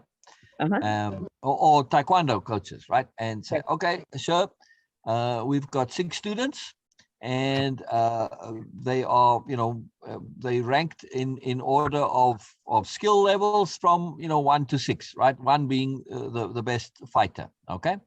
So I say, fine, we're going to have a match, best out of 3. And okay, I'll be fair. I'll let you go first, right? You can pick the team first, and I get second pick. In turn, in exchange for you getting the first pick, right? Because obviously you're going to pick 1, 3, and 5, right? Okay. Right. In exchange for that, I want to get to decide the matchups, right? That sound fair? Suddenly it's changed. I'm not sure that I like the idea that somebody else is going to do the matchup. Yeah, because you're guaranteed to lose. Yeah, exactly. Because right, if you have you're going to have the best ones, right? You go first, I go second. So you pick number 1, I pick 2, you pick 3, I pick 4, so on, right? Right. But I decide the matchups. So what do? I put 6 against 1. Yeah. Yeah. And then I put my number 2 against your number 3, and so on. So I win 2 out of the 3 matches. Oh my. Every time. Yeah. Strategy. See, strategy allows us to do more and succeed when we shouldn't, technically. Yes, with less. Yeah. Absolutely. I mean, you actually, all right, I was setting it up here, but I've run this scenario with people many times where I didn't set it up as a strategic context. And I said, okay, fine, let's do this. And they lose every time. Well, how did you do that? Well, see, strategy. So they don't think it through. You caught it there, which is cool. But strategy is very, and that's very, very simple, basic strategy, right? Yeah. Yeah.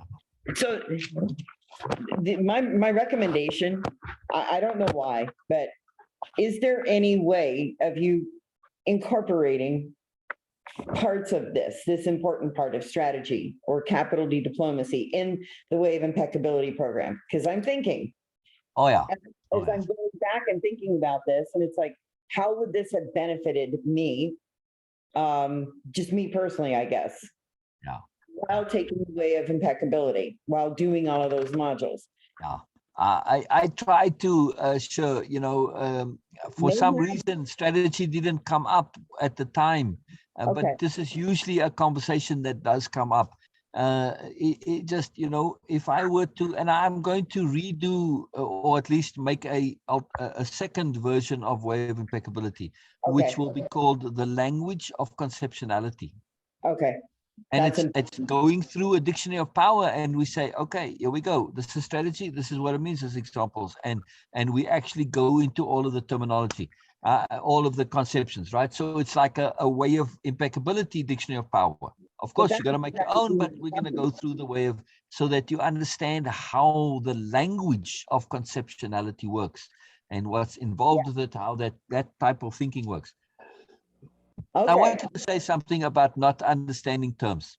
I've got a secret for you, big secret. Okay. Pretty much every person I've ever met, ever met, uses terms that they don't fully understand. Yes. Right. Now, I'm being very the capital diplomacy here to say that they don't fully understand. That's very generous and very kind. Yes? Yeah. Because sometimes now, okay, on the aggregate, that's true. But occasionally you'll see people use terms they have absolutely no clue whatsoever what it means. Zero. None. Yeah.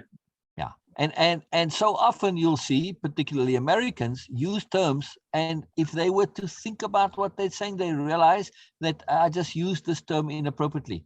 Oh, the humanity. Yeah. How many times have you heard that? Yeah. Excuse me, somebody's busy torturing their dog. Where's the humanity? Yeah. Yeah. I could care less. Oh, really? You could care less than you less? Oh, that's good to know. So you actually are caring more than the very least that you could care. That's not what I meant. That's what you said. Yeah. You said I could care less. which means implies you can care less that you're doing it, which is a good thing. You're trying to say, I couldn't care less, which means there's no less. You're caring in the least possible. Yeah, that's what I meant. But that's not what you said. See? They don't listen to what they say. So this is very common. Yeah. I mean, people say that, oh, the humanity and I could care less. They say it just to sound cool, not because of actually thinking what it means, right? Right, right. Yeah, yeah. Well, So, and an example of that was, what was it? When I was reading a post to you and Bina, and you had you changed a word from to to through. And it's yeah, like, oh, that makes a huge difference. yeah. When I Isn't said that journey crazy? through self-awareness instead of journey through self-awareness. Yes. We changed the So context. exactly. Language, it's not to get anal about it or pedantic. Right. Yes, don't become a language Nazi. That's No, counterproductive because that changed the becomes rigid and context. stiff. But language precision, though, because you're thinking about it, it's very easy to be precise because you want to say what you mean. Yeah. Yes. Most people mean what they say, but they don't actually say what they mean. Got it. Repeat that. Most people mean what they say, but they don't actually say what they mean. Right? Say, Like the person who said, I could care less. They yeah. mean, yeah, but they're not saying what they mean, right? But they mean I couldn't give a shit, right? But Right. it's fascinating to me. And this is a fairly recent thing. This could care less, right? It's what in the last 3-4 years, maybe 2 years, even. It's a very recent thing that this has come about. Yeah. Well, Is it actually, laziness? well, thank you. I was just going to say that word. I've heard a lot of terms used out of laziness. Absolutely. Um, To say could is easier and quicker than saying couldn't. couldn't or could not. Yeah. Yeah. Ask as opposed to ask. You Oh, have to enunciate to say ask. yeah. Ask. Ask. Easier. There was what was the term, CJ? He used it last night, and I guess it's become just prolifically used in school and in gaming communities. What was the word? But it meant absolutely. He said, "No, Grandma, it means it's really cool. It's rad." And it's like, no, it does not. No, it does not. I'm going to show Well, it. bad, that's how bad, but yeah. Yeah, and I Poison. just, yeah. Um, there was a lot of terms that I've heard, so I'm usually on top of it and going, no, that's not what it means. Think about what you're saying. We also have to understand contextual appropriateness and poetic license. Okay, So. Well, I can understand that, but yeah, but like the could and the couldn't, that's just laziness. There's no justification for that. Yeah. But just in that one sentence, going back to context, when you said, is it to or through? Exactly. And I thought about it, and it's like, no, I meant through, because this absolutely changes everything. Yeah. In fact, was laziness. It wasn't me thinking it through. So this is very key to capital diplomacy, because in capital B diplomacy, we are paying attention to what is actually happening rather than what is believed to be happening. Oh, wait, okay. So language, using our language, or just overall, are you talking not about? just our language, but our observation, our discernment, our extrapolation, our interpretation, our implication skills, all of it.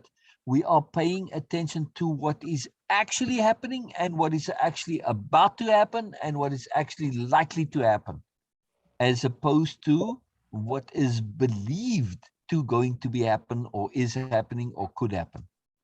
Okay. That discrepancy between belief and actuality, you put it in an actual diplomatic context, right? You're negotiating, you've got the aliens. They think, whatever they're doing is appropriate, but they don't realize it's counterproductive, right? Okay. So it's awareness, in other words. That's the key here. The difference between belief and actuality. Yeah. The people who say, I could care less, they believe what they're saying is appropriate. And people kind of know what they mean, but it's not what you're saying. Now, in that case, most people understand it to mean couldn't care less. Yeah. Okay, so you But said what happens when you want to say, oh, I could care less, but I choose not to? What happens with now you're screwed because you've been using it to mean the opposite. So now you can't say it when you mean it. That's the problem when you do things like that. You set okay, up patterns that aren't sustainable. Yeah. okay. No, That's a it's like the whole bad. Oh, that's so bad. Bad meaning cool. yeah. It's the same problem. When you want to actually say it is bad, it gets tricky after a while. Well, it does. Yeah. A very good example of this is between fat and fat. Fat was meaning cool for a while. Yeah. Yeah. Yeah. I hated it. It's like I Yeah. couldn't understand if somebody was saying something was good or bad. Yeah, yeah, and that, I mean, if you want to get technical, there originally that started with fat being spelled PHAT. Exactly. But there's plenty of them, and that's something that I have been, I'm not going to say it's 100%, but I have been conscious of Yeah, some of the words that I used to use in my writing versus some of the words that I use now. I'm very careful about when I write mind, body, and spirit. I don't want anybody to confuse that with religion. And I've had people do that in the past. So I'm very yeah, specific yeah, about that. The yeah, placement, yeah. it used to be some people would say, well, don't you mean soul? And it's like, no, I definitely mean spirit. There you go. There you go. But here's what I mean by spirit. And Yeah. this is where your dictionary of power comes in. So that, after a while, you start to provide contextual examples or support for how you mean it. Is very powerful. Very, very, very powerful. Yes, yes, yes, yes. It was a Language and point. language mastery is the mastery of self and awareness and reality. Mastery of self and awareness and reality. Exactly. Well, I'm a student of that. I'm not a master. Exactly. I'm Exactly. Exactly. Now, it doesn't mean we have to get fancy with our language. We just nope. need to pay attention to how we use language so that we use language in a way that we say what we mean. Of course, we mean what we say, but likewise, we want it to go both ways. And, and we also want to develop the skill that what we say is understood by others to be what we mean. Capital diplomacy almost always comes back to this discrepancy between say and mean. Yeah. Oh, that's should said that at the beginning. Yeah. But also, though, see now that's one part of it, right? I shouldn't say almost always, but very often. Let me put it that way, because there are other problems that what people mean and say could be accurate, but they're not aware of additional options. So they caught in awareness bubbles, right? So this is very important to realize. They may be accurate in what they say. For instance, let's look at the Ukrainian situation. Okay. Everybody knows what you mean when you point the gun at somebody, right? It's very obvious, right? And they Yeah. mean to shoot, and this is very clear.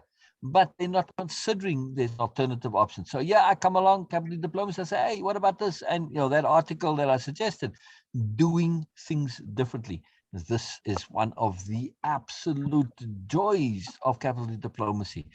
When you can present alternative options where both get what they want. Okay. Okay, in this case, Putin is not going to get what he wants, but on the third option, the color option, fighting over black and white, and you suddenly say, dude's color. Oh, yay! And like children, they both leap for the color and they forget all about defending black and white. Yes. Yep. Yep. You presented a honest option.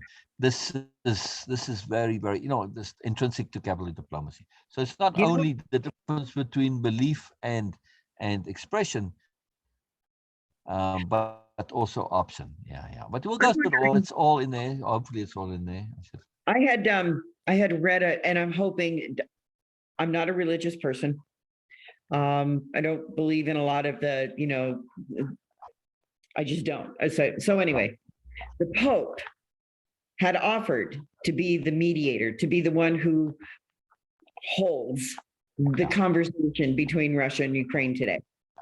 I know that when I woke up, they were already in process of talks. I didn't read whether or not the Pope actually made it there, but I know that he had offered and said, I would like to be present to bring these two countries together and let's see if we can't sort this out. I thought that was huge. That is huge. Somebody who is very articulate, who understands this capital D diplomacy at the very basic level. He would have to. So I'm wondering if something peaceful won't come out of this today. I'm really hoping. Because I really don't relish the fact of paying, $10 a gallon for gas or $8 for a quart of milk. I don't want to do that. I just don't. So, however, this may backfire a bit on the Pope. Okay, how would that happen? And the reason I say that is because a lot of people aren't aware of Russian Orthodoxy. Right, they're not. Right, they're not part of. They are split, and according to them, they are the one and true church, and everybody should be Russian Orthodox, not Roman Catholic, right? So ye may end up alienating many of the Russian Orthodoxy in both Russia and Ukraine. To say, dude, what the hell have you got to do with this? The guy who should be talking to Putin, and he is, and who at least has plans to, is the patriarch. That's what the Russian Orthodox head is called, the patriarch rather than the Pope. Same name, same thing, Pope, Papa, same thing. Patriarch, Papa, male stuff. I had to wonder about Putin's, his own religious beliefs, his own convictions. I really did have to wonder about that and about, many of the people that are, serving under him. Well, Putin grew up in communist Russia, so he likely does not have any. Probably not. Yeah, because he grew up in the time of the Soviet Union, where, the religion, it was sort of tolerated. And, initially it was suppressed, but then they sort of left it alone, But, at least from a government state point of view, there was no religion. Yeah. Right. Okay. So I would suspect this is not a factor. But if the Pope was really smart, he would say, I support Patriarch whatever in his efforts to broker a peace, and would be happy to assist. But this is not going to happen because the Pope doesn't recognize the Russian Orthodoxy. Wow. Politics. Yeah, religious politics. Yeah. So he can't say that. So, yes, it's great for the Western world, but in Eastern Europe, this is probably seen as not cool, what the Pope did. Yeah. Again, I'm saying capital diplomacy. Know your audience. Okay, so then basically what I was just talking about would come under the label of unawareness. Exactly. Okay. So if you're going to be involved with parties, you better know what's going on both sides really, really well, and make every effort to see things from their side. Now, yes, you can do lots of research, but unless you are them, you're not going to necessarily. So you have to rely on them to supply it. Now, just because you're going to be asking them doesn't mean that they're going to be aware of the options available to them. So we have to make every effort to ask, to investigate, to see, look beyond, to know what's involved. You don't necessarily have to be it to see that there's more involved. Yeah, like in this case. Yeah. So a really good example. Yeah, very good example. So I want to ask then: is there a difference? There is a difference between unawareness and ignorance. Ignorance is laziness. For the most part, ignorance is laziness, but ignorance is simply that I'm not aware of information. Okay, but is that by choice? Ignorance is the unawareness of information, where unawareness is a state of being, which means that I'm in a limited or bubble awareness, which is very different to, I can have all the information at my fingertips, but still be unaware. Yeah. Yes. Okay. I don't know why that question just popped into my head. Ignorance is lack of data. Yeah, so I can be very aware, but if I, like you're aware of the whole Ukrainian-Russian situation, but you were ignorant about the patriarch, for instance, or you more or less knew it or just forgot. But let's just assume you were ignorant. Oh, there's such a thing as Russian Orthodoxy. Oh, I didn't realize that. Oh, I didn't realize they were sort of in competition with the Pope, and they don't politically agree and all this. Oh. So you see, it's just data. You were missing data, not Yeah, necessarily aware. Yes, they are related. If you were more aware of the deeper cultural aspects, then you would have been aware of the Russian patriarchy, and that data would have been available to you. So right. yes, they are related. But ignorance, like I said, is typically more data orientated, more information orientated, and awareness is actually your ability, as it were, of Okay. how far your awareness is extend and Hmm. how deep it goes, etc. Well, part of that question came from that one where it says pay attention to unawareness. How do I? Yeah, Well, through conversation. yeah, yeah, exactly. Oh, it's, exactly. And we can simply see this through contextual appropriateness, no? Yes, exactly. But then, all right, but then this other question, what's my challenge basically when it comes to awareness? Yeah, I to don't know how keep to answer extending it, to keep extending it, to keep extending it. That's the challenge. Yeah, that. Okay, yeah. all right. And this is where attunement comes in, because I say I can't be aware of everything in the world. So I rely on attunement to make me aware when I've done everything I can to be aware, but it's not enough. Okay. Huh. So taking a step past ignorance then. Exactly. So attunement is going to let you know, dude, you better pay more attention here. This is it's going to give you some clue that you are ignorant or unaware in some way. And then you say, oh, okay. And I need to do more homework, and I need to ask questions that I didn't think of asking. I need to look beyond the frameworks of what I think is there, etc., etc. Yeah, Yeah. Basically, then consequences would also show me exactly. that's going to snap my attention Exactly. really quick to unawareness. Right, right. Right, but attunement will typically give you a gentle consequence to wake you up, right? Yes, Rather than like an alarm clock, which is it's not pleasant, but it's not harmful. Yeah. right, right. So That's it just gives you that, oh, wake up, dude, wake up. Ah, yeah, okay, thank you, thank you, thank you. That's if we pay attention. If we're not paying attention to the world and what goes on around us, well, you get the alarm clock, and then you get other more extreme forms of wake up, right? Yeah. okay. All right, I'm connecting this. Yeah, it would be interesting to do a bit of research to see how the Pope's offer is responded to or received in Ukraine and Russian-speaking areas of Ukraine, which is different, right? Yeah. And also in Russia. Yeah, yeah. Where? As I understand it, the Russian-speaking Ukrainians identify as Ukrainians, even though they speak Russian, not Russian. They do.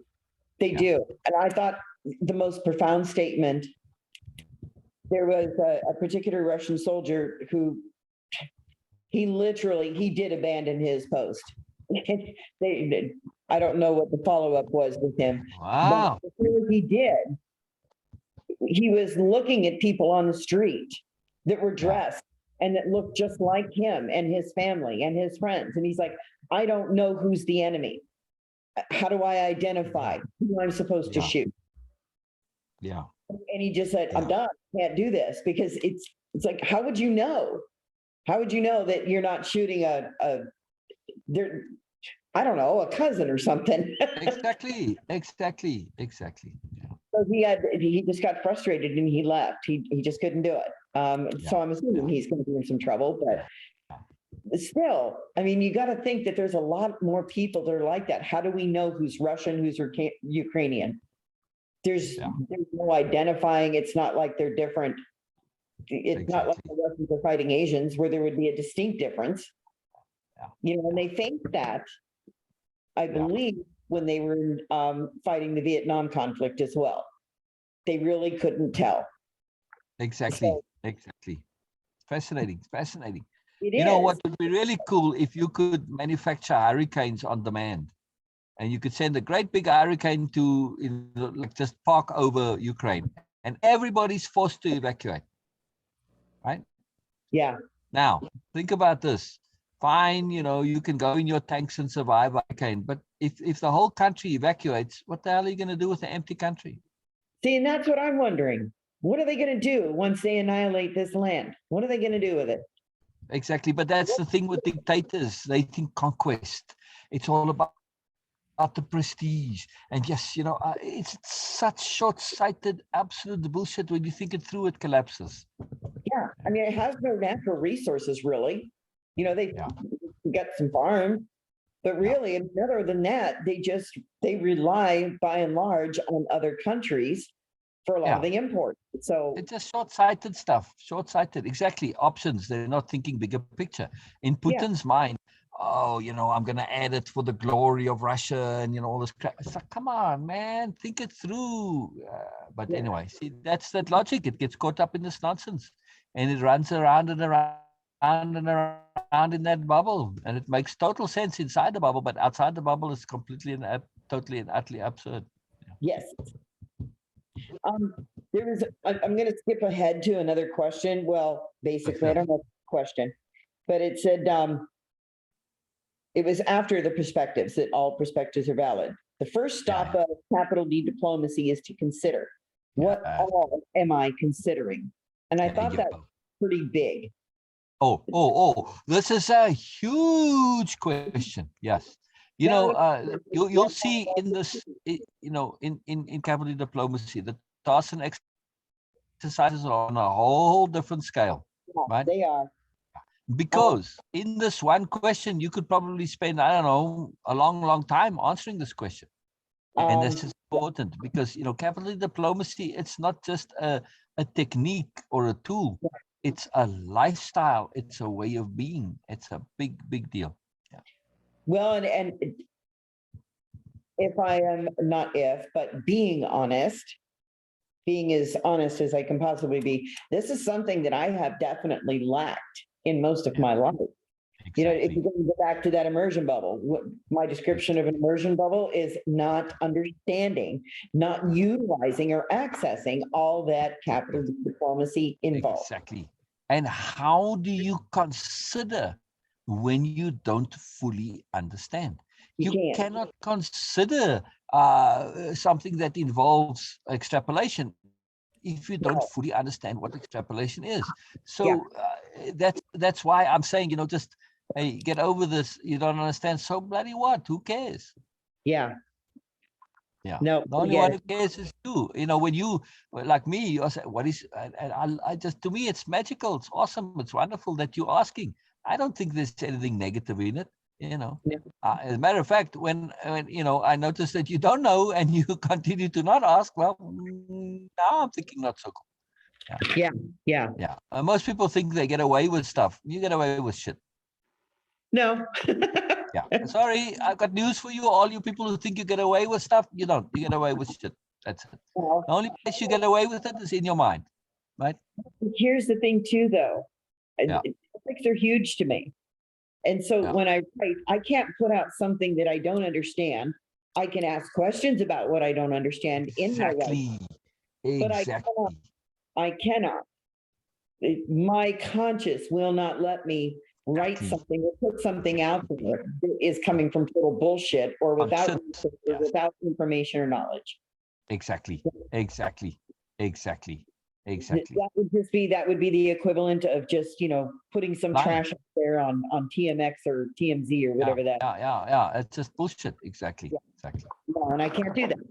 So I get really excited when I think about that, because then I go, wow, okay, there's evidence being impeccable.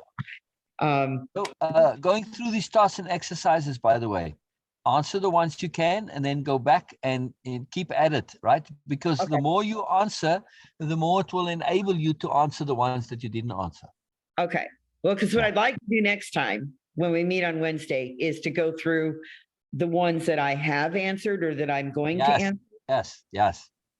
And then I guess it just works out to me in my mind that way because I don't want to just skip over these questions. Yeah, they're not linear. They're not linear. So No, they're I have to pick an order, but they're not the one that, question 2 doesn't follow after question 1 and so on. It's not linear. So No. answer the ones you can, and in the answering, it will expand your understanding and awareness and comprehension, etc. And through that, when you go back, I get, and then you'll be able to answer the others more easily. So yeah, Okay. so just keep answering the ones you can, go back and then see, okay, not yet. And then the next one, okay. So, you just keep answering the ones you can, it'll help. You just keep starting over. Yeah. Okay, good. Yeah, because there was another one like, how does extrapolation help? Well, I don't know. I kind of know, but I'm going to. And then how the fuck should I know? I don't know what the hell extrapolation means. well, that was pretty much my statement when I was like, I don't exactly. Very simple. Very simple. Yeah, extrapolation is sadly, I try to avoid using fancy terms that are unnecessary. There's a dozen, well, not a dozen. There's a zillion of them, which I have. You ask me what does that mean? I tell you, I don't know, because we don't need to know them. Extrapolation is somewhat of an exception. It sounds like a fancy term that the eggheads use that you don't really need to know, but actually it is very useful to know. It's a profound concept. Yes. From what we discussed, yes, it is. And that's one that I really want to focus on. I just feel like it's I can't underscore it enough that it is that important to the whole way of being and living. It really is. Yes, and it's huge. It's huge. It's huge. Here's the parallel that I drew. Well, no, it's not a parallel. A comparison? No. An addition, whatever. It's a thought. Yeah. I compared capital D diplomacy to impeccability. Yes, they connect together. Yes. They really do. One is part of the other. And it's almost as if you can't really practice one. You can't really live or be one without living and being the other. Exactly. So to say that you're impeccable, I can always say that I am practicing impeccability. I am trying to correct achieve this type of lifestyle. Yes. But it's the same thing with capital D diplomacy. I honestly feel like this is something that I have been missing. Exactly. It's huge. It's huge. I couldn't understand all of the way of impeccability without understanding this. Yes. So talking about one word that makes a massive difference, right? I can say I live impeccably. I don't like saying that. Me personally, I don't care to say that. No. Right. However, I can say and do say and will say and enjoy saying, I live with impeccability. Okay, that's a big difference. Yes, because to say I live impeccably, that's an absolute. I don't know what that would mean. I can't claim this, but to say I live with impeccability, which means I apply it as best I can. Also, impeccability is a partner in my life. It's a guide. It's a resource, right? It's an instruction mechanism. It's a tool. Yeah. When it's with me, it's along the path with me, right? Like I said, it's a guide. It's a usefulness. Yes. Whereas when I'm saying I am impeccable, essentially, this is a whole different logic. Yeah. So well, you just very simple shift. Yeah.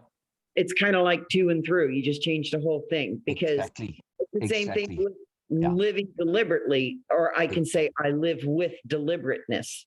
Exactly.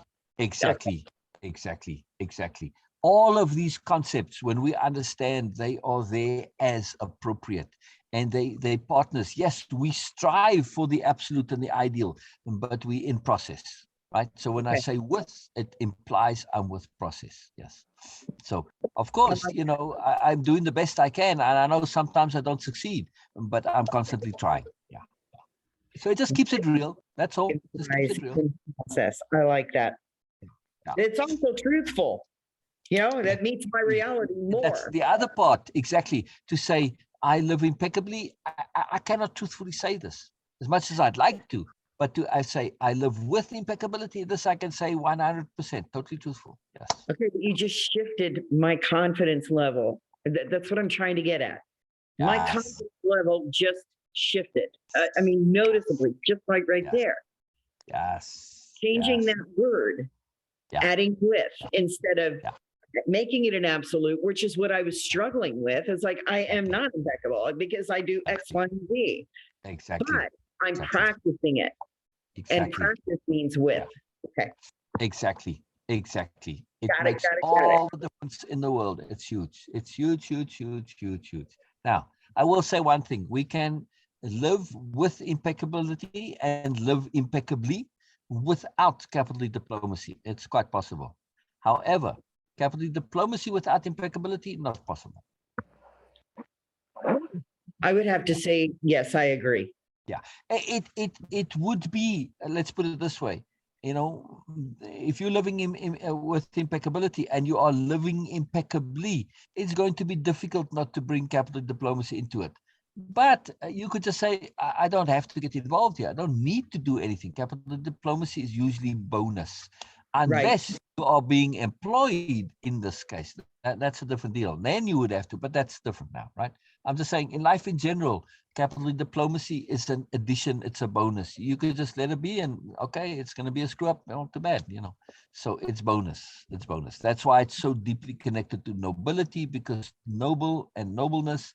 And this is bonus, bonus, bonus, bonus. It's not It is. required. Yeah, capital diplomacy is typically not required of us. Right. Don't have to do it. Don't have to do it. Yeah. Okay. Well, I've got my work cut out for me. Yes. Bye-bye. All Bye-bye. Bye-bye. Bye. Enjoy, right. enjoy, enjoy, enjoy, Thank enjoy, enjoy. I you. love this. I'm enjoying this tremendously. It's very cool, Sher. Very cool. So am Very I. So am I. All right. I will talk to you very soon. cool. Okay, cool, Sure. Sure. Bye-bye. Bye-bye. Bye-bye. Fabulous. Fabulous.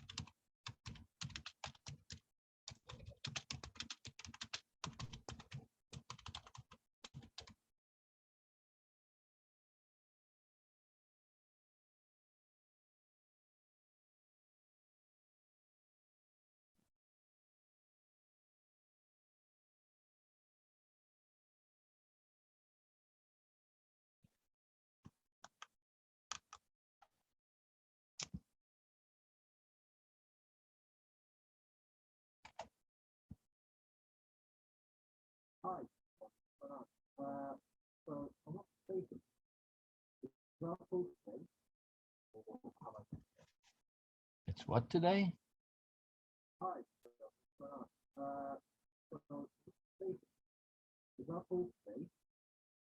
Ah, yeah, you completely missed it. And yeah, I think you know that too, but all right, I'll give you the benefit of the doubt.